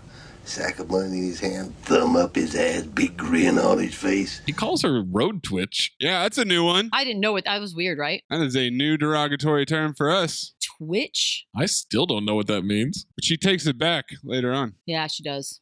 Takes the power away. Obtuse. That's his word of the day. Mm-hmm. Emilio grabs a gun, says, I'm warning you. No, I'm warning you. This thing is over. Your ass is grass, boy. Goddamn, Joe, I told you keep an eye on them keys. Emilio starts explaining he owed a guy some money. Exposition. It's 20 at the time. Not real bright. She says it's all right. No, stop. And he gets real dramatic, real emo. Yeah, he does. Did I miss the part where he says, you gonna call? Who you gonna call? And I said, Ghostbusters. You know what gets to me? Is the stupidity. Same note too, Emilio. Yeah, same. This whole fucking plot. All right, this dumb kid's still riding to the truck stop. Back to young white Barry Sanders. He has to get to his dad. Spoiler alert, kid. Dad's gone.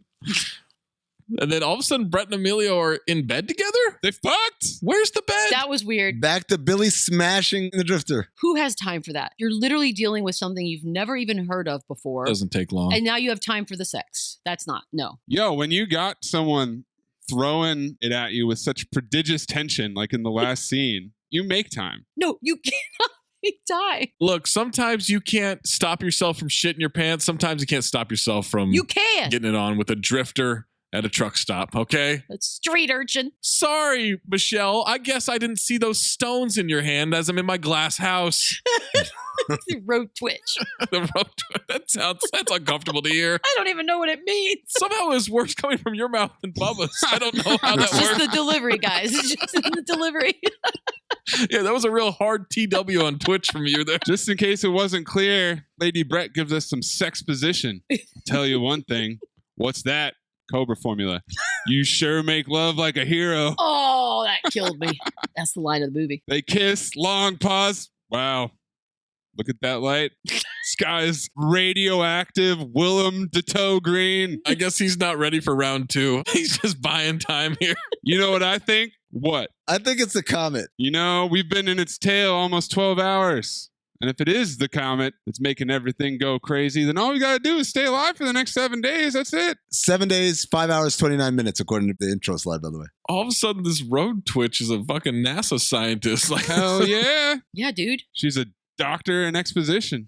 They are sweating so much, and he starts tasting her sweat. Yep. I didn't get that. What's that about? I think it's just like, I'll get whatever bodily fluids I can get out of you right now. As a truck that goes by Thurston, it just drives by. You guys still don't know why. Amelia's got an idea. He asked Lady Brett if she can sail. Are they eating frosted pound cake? I think so. What the fuck is happening? Yeah, it's really good icing. That's not at that place. No way. Yeah, that's not at that truck stop. No. 6 miles off the coast, there's an island, Haven. No motor vehicles allowed. You know, you are not only a hero, you are a genius.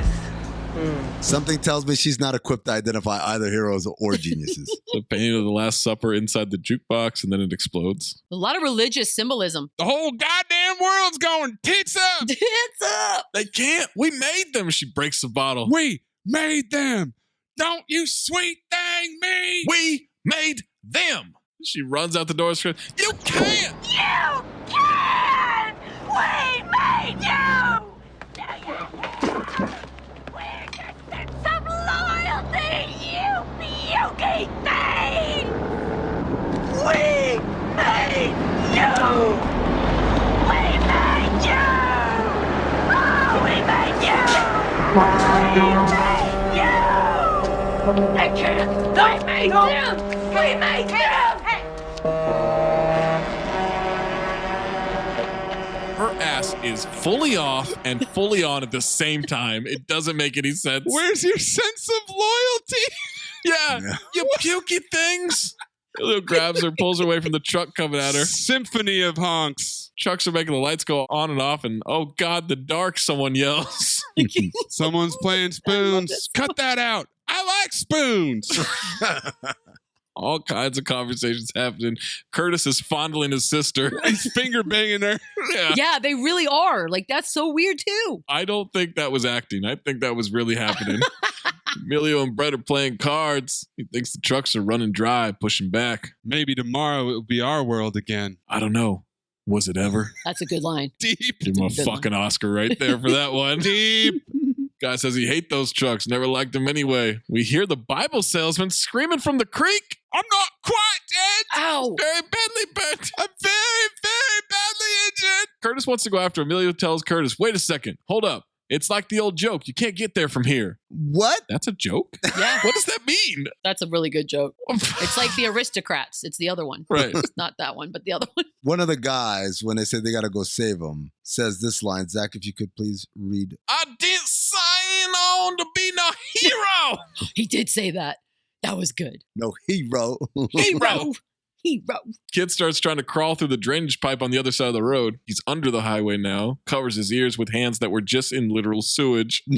Sewage pipe Phoenix. Emilio's taking the rocket launcher with some rope through the sewage pipe to get the salesman. Connie says, don't do this foolishness. You boys are crazy. Brett says, if it was your man out there, you'd want someone to get him. She goes, well, it ain't. She's such a bitch. She's not wrong. There's a man laying hurt, honey. There's gonna be a man laying hurt in here if you don't quit this foolishness. Don't make me a widow on my wedding day. That's a good line. You know what? That is a good line. That's a good line. I'll give her that. Stephen King can write a little bit. See? You boys are just crazy as a couple rats in a plugged up shit house. I didn't understand that one. Didn't get that one either. And you, sir, are without a doubt one of the biggest fuckheads I ever met in my life. Off they go. They bingo run to the bathroom building.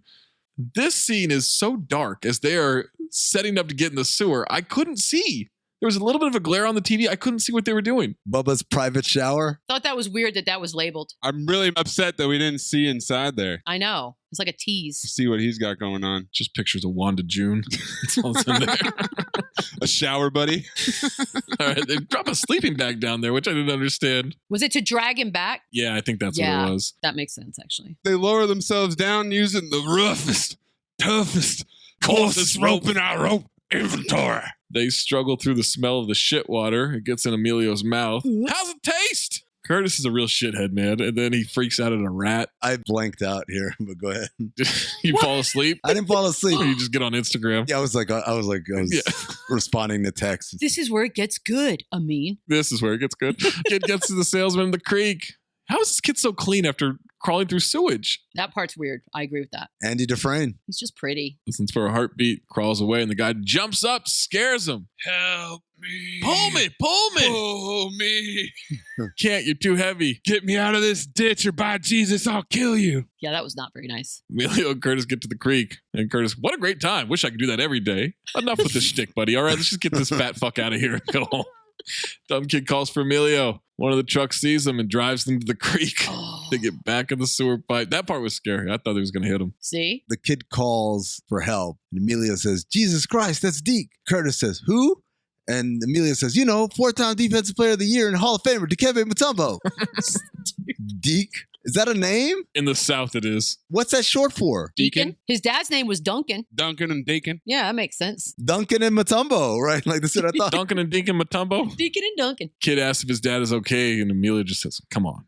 I was cold, dude. Connie thinks they're dead, and she's screaming, then where are they? They're like, here they are. Shut up. Yeah, seriously. Stop asking questions no one has answers to, dumbass. Emilio blows up a truck. Hendershot says he won't be satisfied. Yeah, woo! So gets them right in there with them. Kid asks for his dad again. Hendershot is just such an asshole. He done got scrubbed by one of those big boys out there. Tough break, kid. Scrub. You unbelievable shithead. When they came back from saving lives and stuff, everyone here is drinking beer. Just chilling, watching the trucks explode. They're just having a time, man. They're in for the long haul, man. They've accepted it. This kid has his ass on as he cries, as he asks for his dad, if it's true. On? I thought it was ass off, man. The way he just kind of like stunned silence. Kid's awful. The stunned silence? No. There's no emotion. He acts like Jake Gyllenhaal. Wow. He's in shock. How dare you? Sorry to the big Prince of Persia fans out there, but it wasn't good. Lady Brett walks up and gives Bubba the weakest slap. Yeah, the slap was really bad. Just a little lesson in manners from the road twitch. Yeah, she took back the power. Next morning, everybody's waking up. This kid's blowing bubbles. Who's sleeping in any of this? Well, when you drink beers all night watching the trucks explode, eventually you just pass out. There's living trucks outside. This kid's dad has been murdered by a truck, and he's just blowing bubbles in a diner. We all deal with our grief in our own separate ways, Zach. They accept it quick. But also, this is the part where I realized, why didn't the trucks just run them over? Like, what are they waiting for? Same note, too, like 20 minutes ago. It's coming. What they're waiting for is coming. Right, what they're waiting for, because the bulldozer comes through. Durr. So does this motorized cart with a heavy machine gun on it. The gun table. Mash cart. It's a table with a gun on wheels. That's the leader, according to Michelle. It's the leader. It's the captain. It's the point guard of the trucks. Deke goes to wake up Brett and Emilio, who are sleeping in the porn room, which is a different room than where they fucked earlier. This place is huge. It's tricky. If I know one thing about Wilmington, North Carolina, there's a porn room in every building. Random guy in a green shirt comes in angry. What the fuck's going on in here? Same note too, bro. I said, who the fuck is this asshole walking in mad loud? Also, this is how I used to do, and Mayes get ready to supercharge his thing. Anytime I saw her on the 4th floor of the LAPC, if she was talking to anybody, I would literally come down the hall and I'd say loud, just like that green shirt guy. What the fuck going on in here? Then walk up to like the individual people, start deep, intimate conversations. Like, God damn it, how's your grandmama doing? You just came back last week, right? And then I would go from person to person, ask details just to establish that I know these people way more than you do, you outsider, you interloper. And then I would end with whoever she was talking to. Oh, that's a good move. And then just start a conversation. Hey man, I've been meaning to talk to you. You think that, and just like make it long until she would like eventually just slink away. Yeah. Power move. That's a power move. Yes, it is. I mean, tried to get me to take a grenade there too, by the way. Oh man, he matched with her on goddamn Bumble. She swiped on me and knew who I was. Ooh. We'd already met a bunch of times, yeah. That's kind of weird. And it was allegedly just to complain about Bumble, and it means like, you got to go out with her. Gotta go out with her. Gotta go out with her. Yeah, why didn't you? Did you not? Not interested. Okay, fine. Just didn't work that way. And we're back. No, don't supercharge any of that other than the name. Everything must stay. Everything must stay. Bulldozer pushes a car right into the diner, and Bubba's had enough. All right, God damn it. You want a war? You got one. I wouldn't do that. Shut up, Bubba. He fires and blows the top off the bulldozer, then stands in a manner that you only stand in if you're about to get shot in a movie. That's true. How you like that, chicken shit? Machine gun turns toward him, the leader, and it starts firing into the diner, and he starts bleeding ketchup. It shoots up the diner. It kills 3 people that never got down for some reason. They just stood up as tall as can be. That's how fast it was. Random green shirt guy comes in and just stands there. It's been shooting for a good minute, and he just dies with his ass on. Did that fucking machine gun just growl? Yes, it did. The gun growling, golden dumpster. What part of it's the leader do you not understand? He's in charge of all of them. Wanda June is fed the fuck up. You sons of bitches. That was her man. She has never been hotter than this moment. When she picks up a bazooka? I was so turned on to Wanda June right now. Like, I was intrigued before. I am over the moon for her when she comes out there. This is it. We made you. She grabs the rocket launcher, scream, we made you. Machine gun just destroys her as she gets hit. Where's the loyalty? Don't you understand? You can't do this. And I said, Wanda really would have been a joy to be around during the Civil War. Where's the loyalty? We own you. I think that's the side she was on. Yeah, you're probably right. Yeah, hello. As she gets gunned down, the bazooka goes off in her hand and blows up another truck. The Miller truck. Product placement. She dies with her ass off. No, I wrote she dies seductively? Mm-hmm. Because I mean, my God. No, because her face was like still perfect as she went down. Yeah, her face was perfect. Yeah, it was well done. Right in front of Bubba's Bubba license plate. What's she up? Does she have an Instagram? I gotta look this up. She's like 100 if she's even around.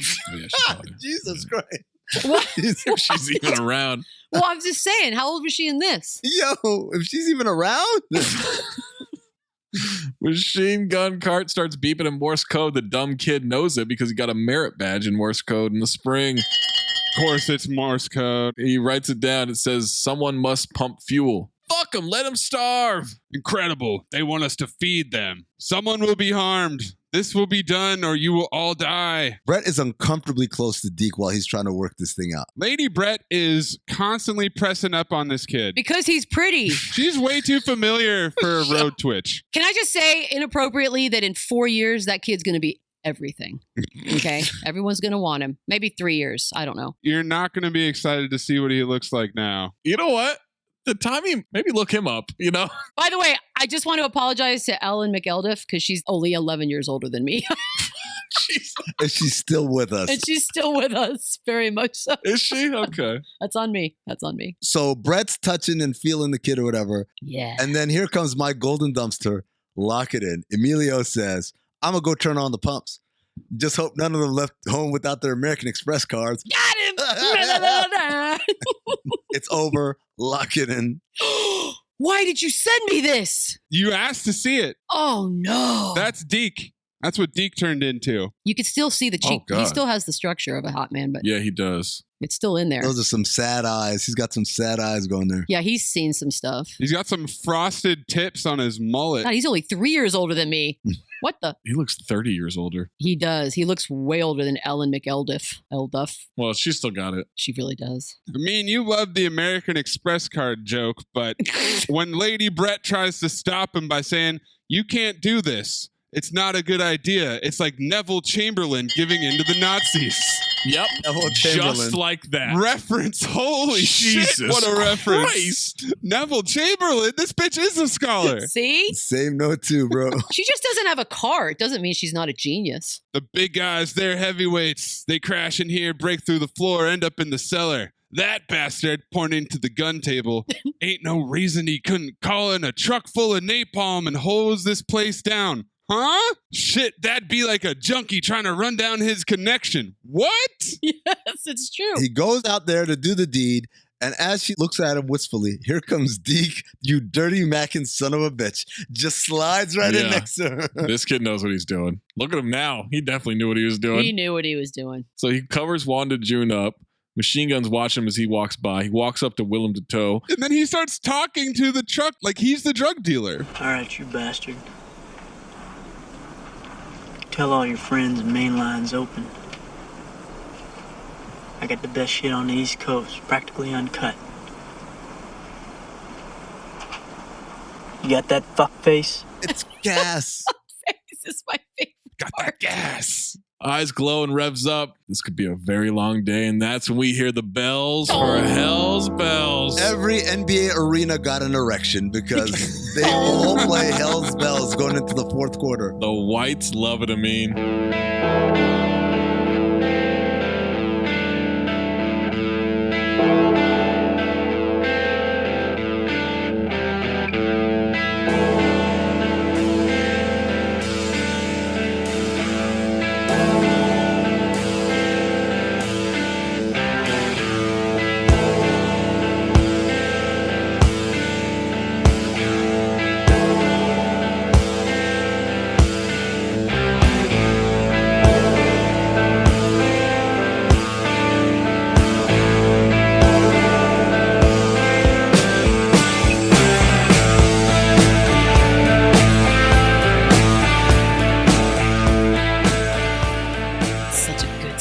Question, though. They react to the bell noise. Yes, they do. They look around. Are they actually hearing bells? Probably. And then the song comes in? I think so. Then we get a fill 'em up montage because there is a massive convoy coming for that truck stop. Pumping gas, 90 degrees. So much gas. And we're gonna need a montage.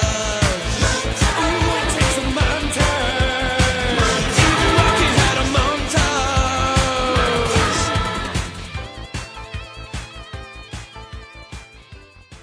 My favorite part of it is there's an artistic shot of the machine gun from below with the sun in the background. Silhouetted. What a shot. Style. It is the leader. I'm with Michelle. Thank you. That's the leader. There are only 20 minutes left in this movie. What is happening? Oh, lots. I'm waiting for it to start. Lady Brett tension-filled embrace with a random guy that looks like George W. Bush. She says, I hope they choke on it. She's uncomfortably close to him, too. That's her thing. She's just a close talker. She's a familiar road twitch. Breathlessly says this line. She's used to having to seduce her way in the world to get things. That's her currency. Oh, that's her only mode. Yeah. So that's what she's got. Same for me, too. I know. That's how, yeah. Get it? They run out of fuel. The trucks start honking like crazy. They lay on the horn. These cranky bitches. A truck runs right up to Emilio, and he's just Tiananmen squaring this thing. He really does. It starts sheepdogging him. What, bro? To the refueling station. You gonna step to me, dude? He sticks the hose in the ground to refuel from the fuel truck. Faison comes over, says he'll take over. Where the fuck has Frankie Faison been? Just chilling. He's drinking beer. He's been in the porn room. He's been resting because he's got to do the shift change. And also, why is Emilio Estevez so much more tired than everyone else? He's been doing everything, Michelle. He's saving children. He's fucking pumping gas. But how hard is pumping gas? He's been fucking. Out of way, Bobby! That's a lot of energy it takes out of you. You're tired after that. You want to go to sleep. And then he hits Frankie Faison with the Cobra formula. They don't understand. What's that, Billy? How it is to get tired. How a man gets tired. Why should they? I don't know what that means either. Tells Amelia they've been putting stuff down in the cellar, the big sewer pipe. Kid couldn't get in because of the wires and shit. They can use it to get out. Then the machine gun strolls near them as they talk. Looks like the coffee breaks over. Andy tells Emilio, go lay down. Brett runs over and helps him. Imagine you're a race of aliens, right? And you're looking for a new place to live. So you're looking for a planet, like you and I, you know, like we'd look for a new place to live, a new house or something. So here's Earth. Well, it's like this big old house. And it's kind of polluted. Dirty and smoky. Grease on the walls. Soot in the chimney. And they send in their interstellar house cleaners. Send in their broom.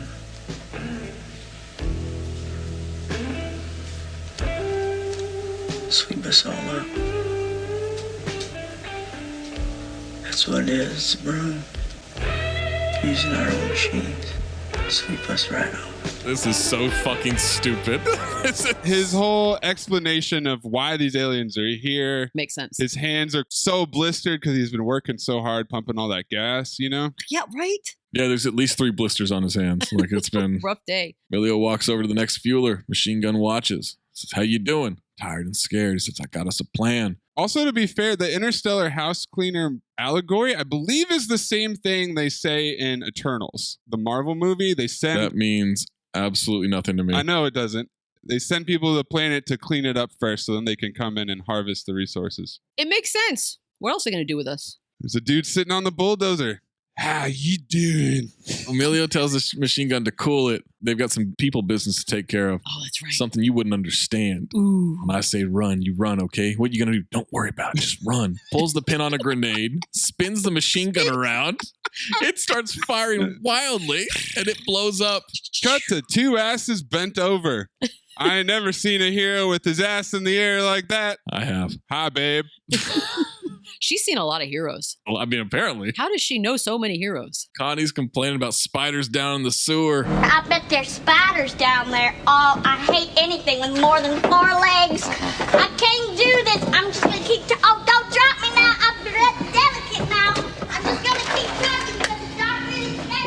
machine will not shut the fuck up. They're all crawling out. Truck starts smashing the truck stop, crashes through a wall. They're all watching. Another wall, pump knocked over. Bulldozer through the front entrance. Waited till they were all clear to start attacking the building. Yep. Time has come. Emilio says, Jesus is coming. He's pissed. Mm-hmm. What? Yeah, he is. Everything's torn down. They all run off. Almost a montage. Willem Dafoe is driving now away with the other trucks. The oxygen truck that's stuck in the diner explodes. Perfectly synchronized with the AC/DC song wrapping up. Yeah. Basically becomes a Michael Bay movie at this point. Woo. That son of a bitch is going up, ain't it? You with their trek into the marina. Willem Dafoe is going the same way. Drives by a school bus that is crashed into by that plane from earlier. Yeah. Just right in the top of it. Call back. Michelle was right. Machine on machine crime. Can't get away. The prices on this menu at this diner are fucking insane. Oh my God. It starts saying, humans here, and drive-through month continues. And then... Kid walks up,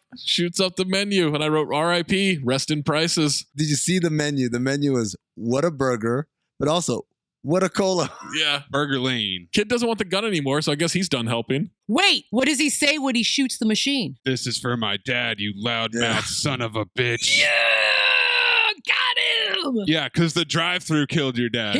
They're all the same. They're all related. All machines look alike. Yep. Hands a gun to Brett and then gets a free feel out of it, like a nice hug. And I said, attaboy. Yeah, he's not stupid. Yeah, they both know what they're doing. Lingerer, man. Fucking lingerer. But also, who was the drive-through talking to? Said humans are here. To everyone, all the other machines. The other machines? Yeah. The ones that don't speak English, that have to speak in Morse code? Yeah. Maybe.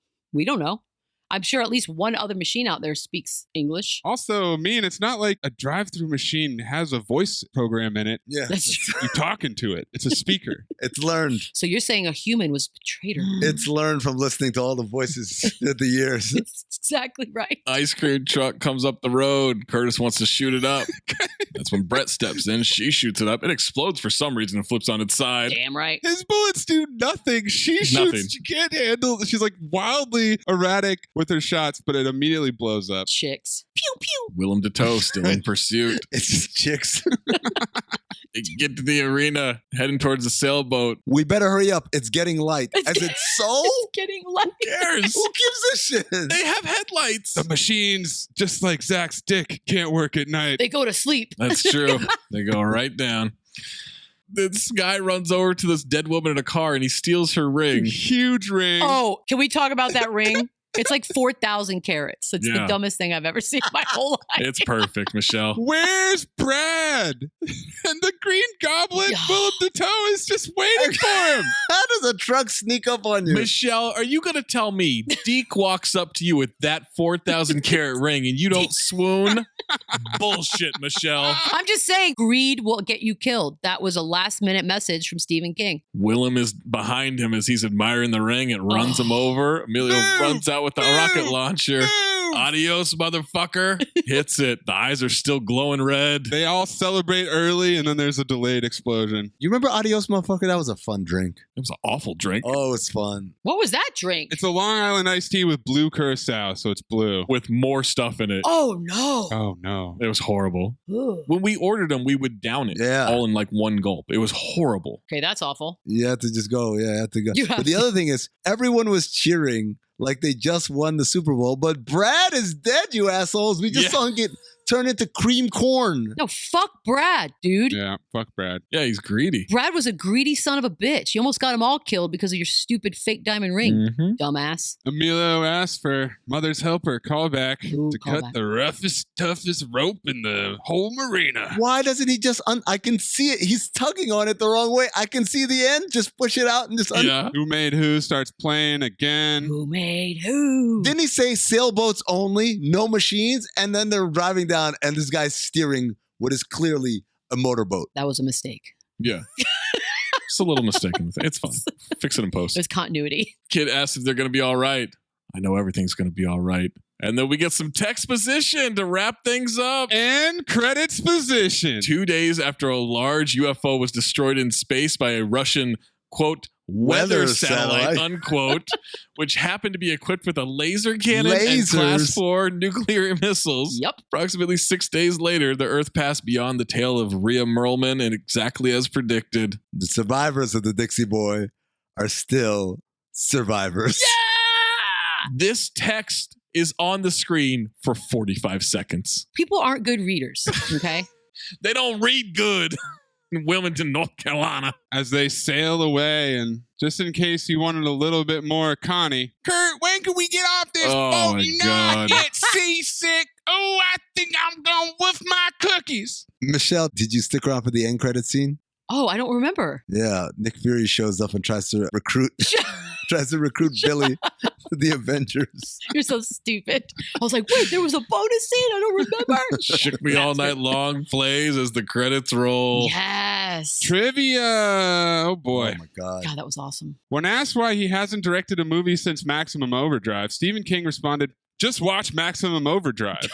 And he would later call it a moron movie. Wow. No. Tough for Michelle. No.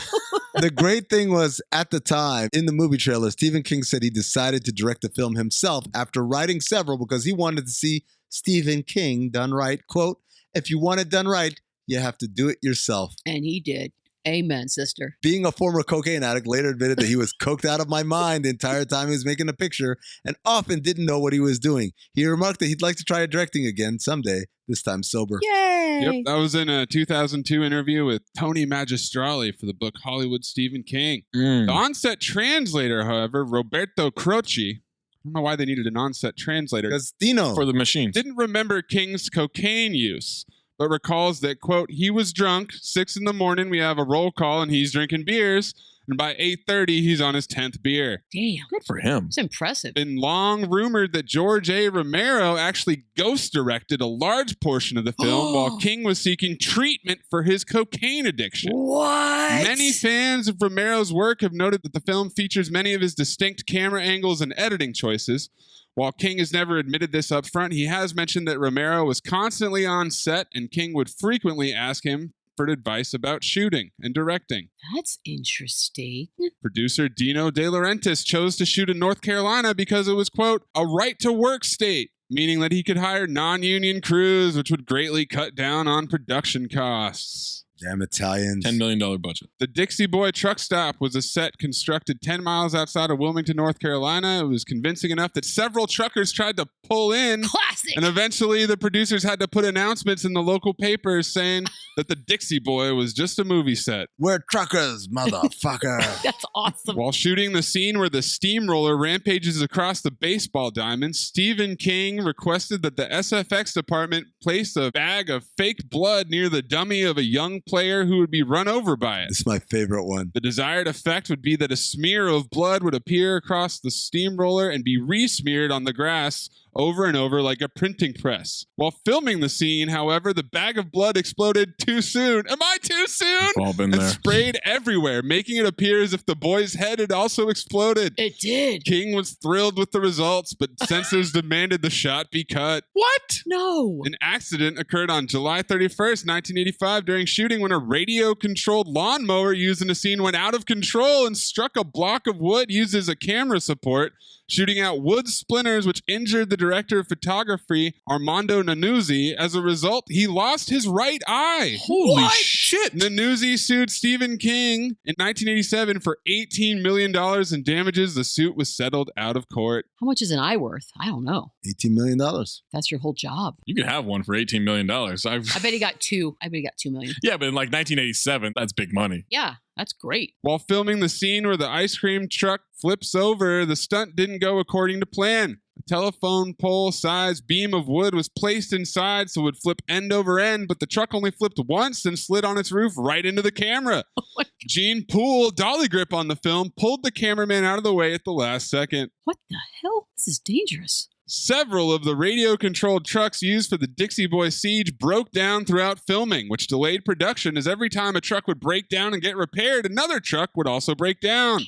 Stephen King selected AC/DC to do the music himself and originally wanted to cast Bruce Springsteen in the lead. Oh my God. AC/DC agreed to do the soundtrack after King sang Ain't No Fun Waiting Around to Be a Millionaire from their 1976 album Dirty Deeds Done Dirt Cheap from start to finish. That's awesome. Maybe they're just like, just shut up. We'll do the movie. Just shut your mouth. Yes. The title of the film is referenced in the Simpsons episode Maximum Overdrive, in which Homer takes over a truck driver's delivery and finds out that his truck is controlled by an onboard computer. Great episode. While making this film, King heard Sam Raimi and the other creators were having difficulty making a sequel to Evil Dead, so he brought this to the attention of producer Dino De Laurentiis, who helped Raimi make Evil Dead 2. The original scripted ending had the Dixie Boy survivors deal with one last obstacle before escaping: a machine gun mounted Coast Guard boat. There's also to be one last shot of the city of Wilmington being destroyed by the machines, rumored to have been done via a matte painting. So just like the Earth at the beginning. Yep. I love it so much. Wasn't it great? Let's show them who the horsemen are, guys. Yeah, we got soul.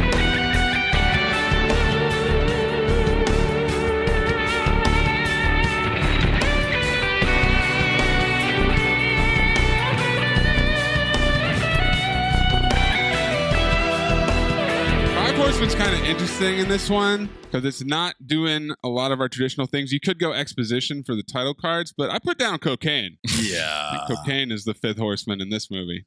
The overwhelming theme, Michelle, is what Five Horsemen's about. Like what the theme of this movie was. Oh, wow. That's the first explanation. Don't you think it's survival? Obviously. No, cocaine. Cocaine. I'll go with cocaine. Yeah. Yeah, that's fair. I'm good with that. Overruled on this. Yeah, you're overruled. Breathe in through nose, out the mouth. Ass on, ass off. Teddy Rex, Moosey Teddy Rex. Teddy Rex, Moosey Teddy Rex. Ass on, fuck it, ass off. Ass on, fuck it, ass off. Michael Biehn Memorial Ass On Award, Crowded Field. Got Laura Harrington as Lady Brett, the close talker. We got John Short as Kurt. And what I'm guessing is going to be y'all's pick, Yardley Smith as Connie. Oh, no, she was ass off. She was fantastic, yeah. Yeah, I think her acting was great. I just hated her. Oh, so the fact that you hated her was good. I think Brett's the worst. Lady Brett. Yeah, Lady Brett. By far. The kid is pretty bad. Roger Goodell's pretty bad. Yeah, but they're related, so. The guy in the green shirt that goes, what the fuck is going on here? Ass off. Ass off. You don't remember how he died then? The only other nominee I had was the old drawbridge operator at the beginning. Yeah, he's pretty bad. Yeah, with the simpleton. That's impossible. The light's green. I'm fed up. You goddamn asshole. Can't you see we got a situation here? It's like he memorized the words and he was just trying to get them out as quickly as possible. And he was smiling, by the way. He was smiling while he said all of it. He's smiling the whole time. He was so happy to be on camera. But no, it's Lady Brett for me. Laura Harrington. Yeah, she's pretty bad. I mean, Mayes, when you read her lines, you did it on purpose. Yes. He read it just like she said them. Dead. I mean, the exact same. My ass was off. Yeah. Being as ass on as she was. Carl Weathers Memorial Ass Off Award. Also kind of a crowded field. We got Yardley Smith as Connie. Ellen McElduff as Wanda June. And we got Pat Hingle as Bubba Hendershot. Who you got, Michelle? Who was taking the cake for you? I'm going to go with Connie on this one because when you can make the role so hateable, that means you did a good job. The only other nominee I have that you didn't have listed was Giancarlo Esposito. I thought he did a great job saying, "Your mama." Saying one line and getting killed by a video game machine. I believed it. I believed that he got electrocuted. Yeah. I mean, the man's never had an ass, so I see your point. No love for Ellen Elfus or whatever her name is. McElduff? Wanda June? Wanda June, yeah. Wanda June gets no love. That's my pick. I'm in love with her. I'm with Michelle. Connie, maintain. I know Connie's going to get it. I just can't let her find out I didn't pick her. Oh, yeah. You're doing the right thing. Just in case someday Wanda June and I get together. And I will refer to her as Wanda June the rest of our lives together. I hope so. Can I call her Wanda June when you bring her around? Of course. I would prefer it. Sweet. I thought Pat Hingle brought it as well, but yeah, he did. Yardley Smith is Connie. Ass off. You're good at keeping secrets? Absolutely. Because I've got a present for you. Secret present outside by the dumpster. Is it a baseball mitt? Fit you like a baseball mitt, like a glove. I hope. Golden Dumpster nominees. Pat Hingle's accent, the rock and roll TV rant that only Jesus can save us from, the suspense noise. Play it again, May.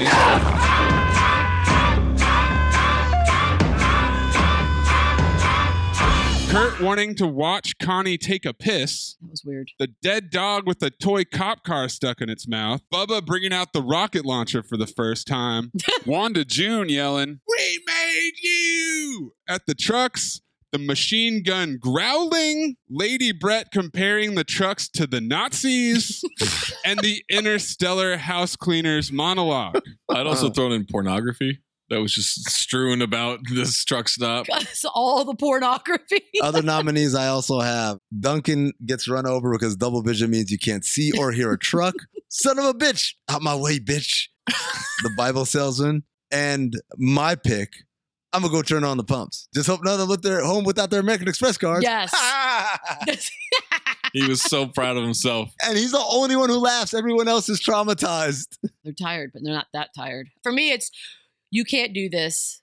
We made you. Because I use those lines in everyday life often. Whenever she can't get the Zoom to connect the audio, she's like, "We made you. Where's the loyalty?" By the way, Wanda June was in Oz also. Yeah, I was waiting for that. I wrote that down. Wait, who was she in Oz? She was Tim McManus's ex-wife who works for the governor. What? My golden dumpster, I love the We Made You. Yeah, that's great. Tempted to pick that, but I'm trying to decide between either the Bible salesman ranting about what's wrong with America these days or the interstellar house cleaners monologue. For the purposes of this movie, I'm going interstellar house cleaners monologue. Yes. I also wanted to throw in the turkey carver. It started up and bit me, but I got to go with Willem Dafoe. Oh, yeah, that's your guy. The front of that truck is just so iconic. It's so pretty. It's art. It is. It's real art. It is absolutely the Green Goblin, by the way. The trivia confirms it. Like, it's supposed to be the Green Goblin. Okay, so he just stole that. That's good.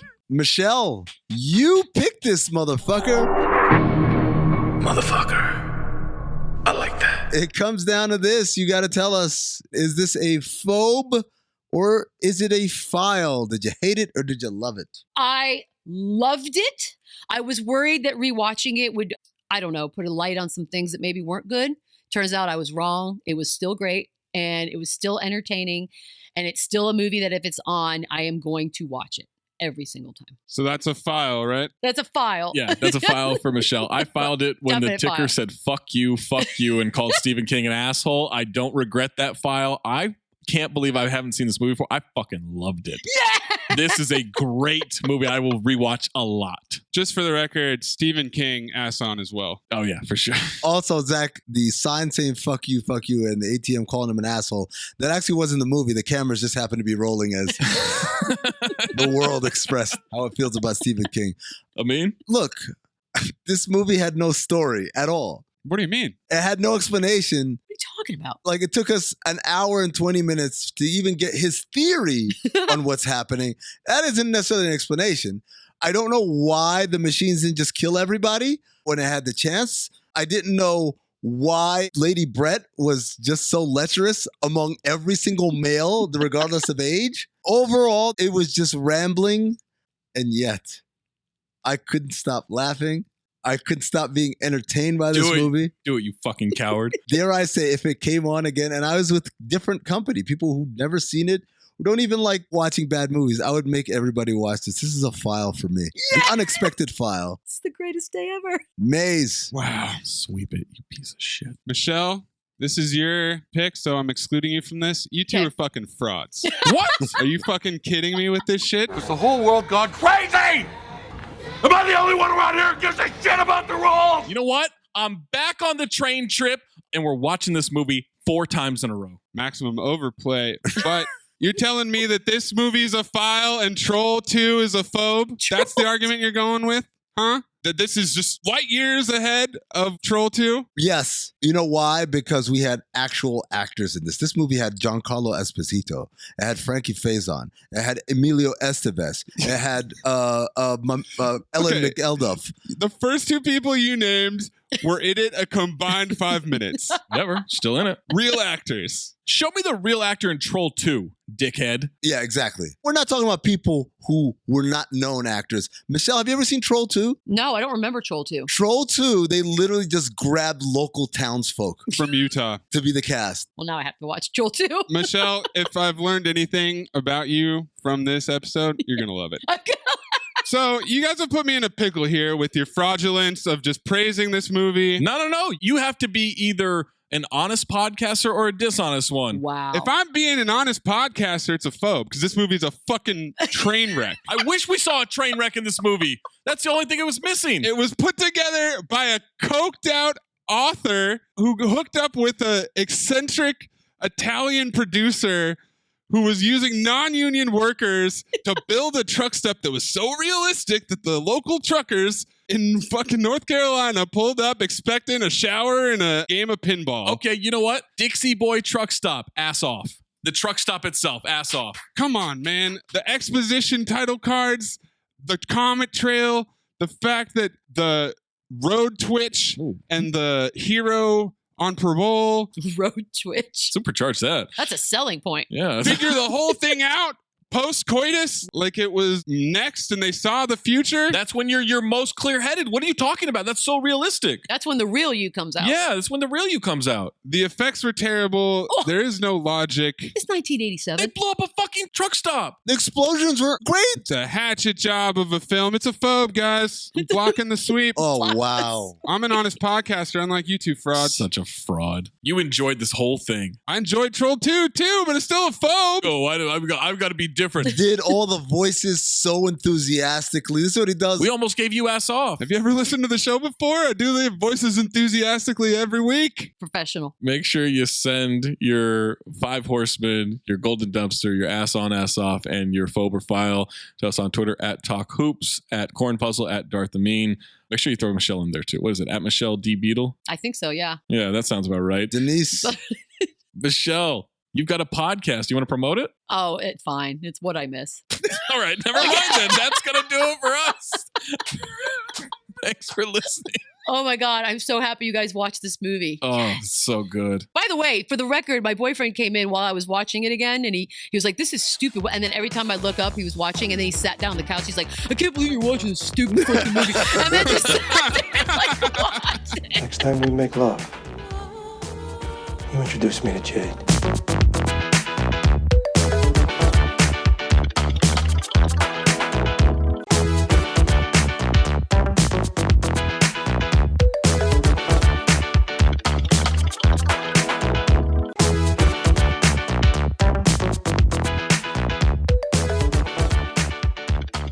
All right, everybody, that brings Vehicle Month to a halt. Amin is the big loser of the poll, which means he gets to choose the next month's category, and it is going to be Matthew McConaughey month. All right. And we're starting it off with Amin's pick, Ghosts of Girlfriends Past.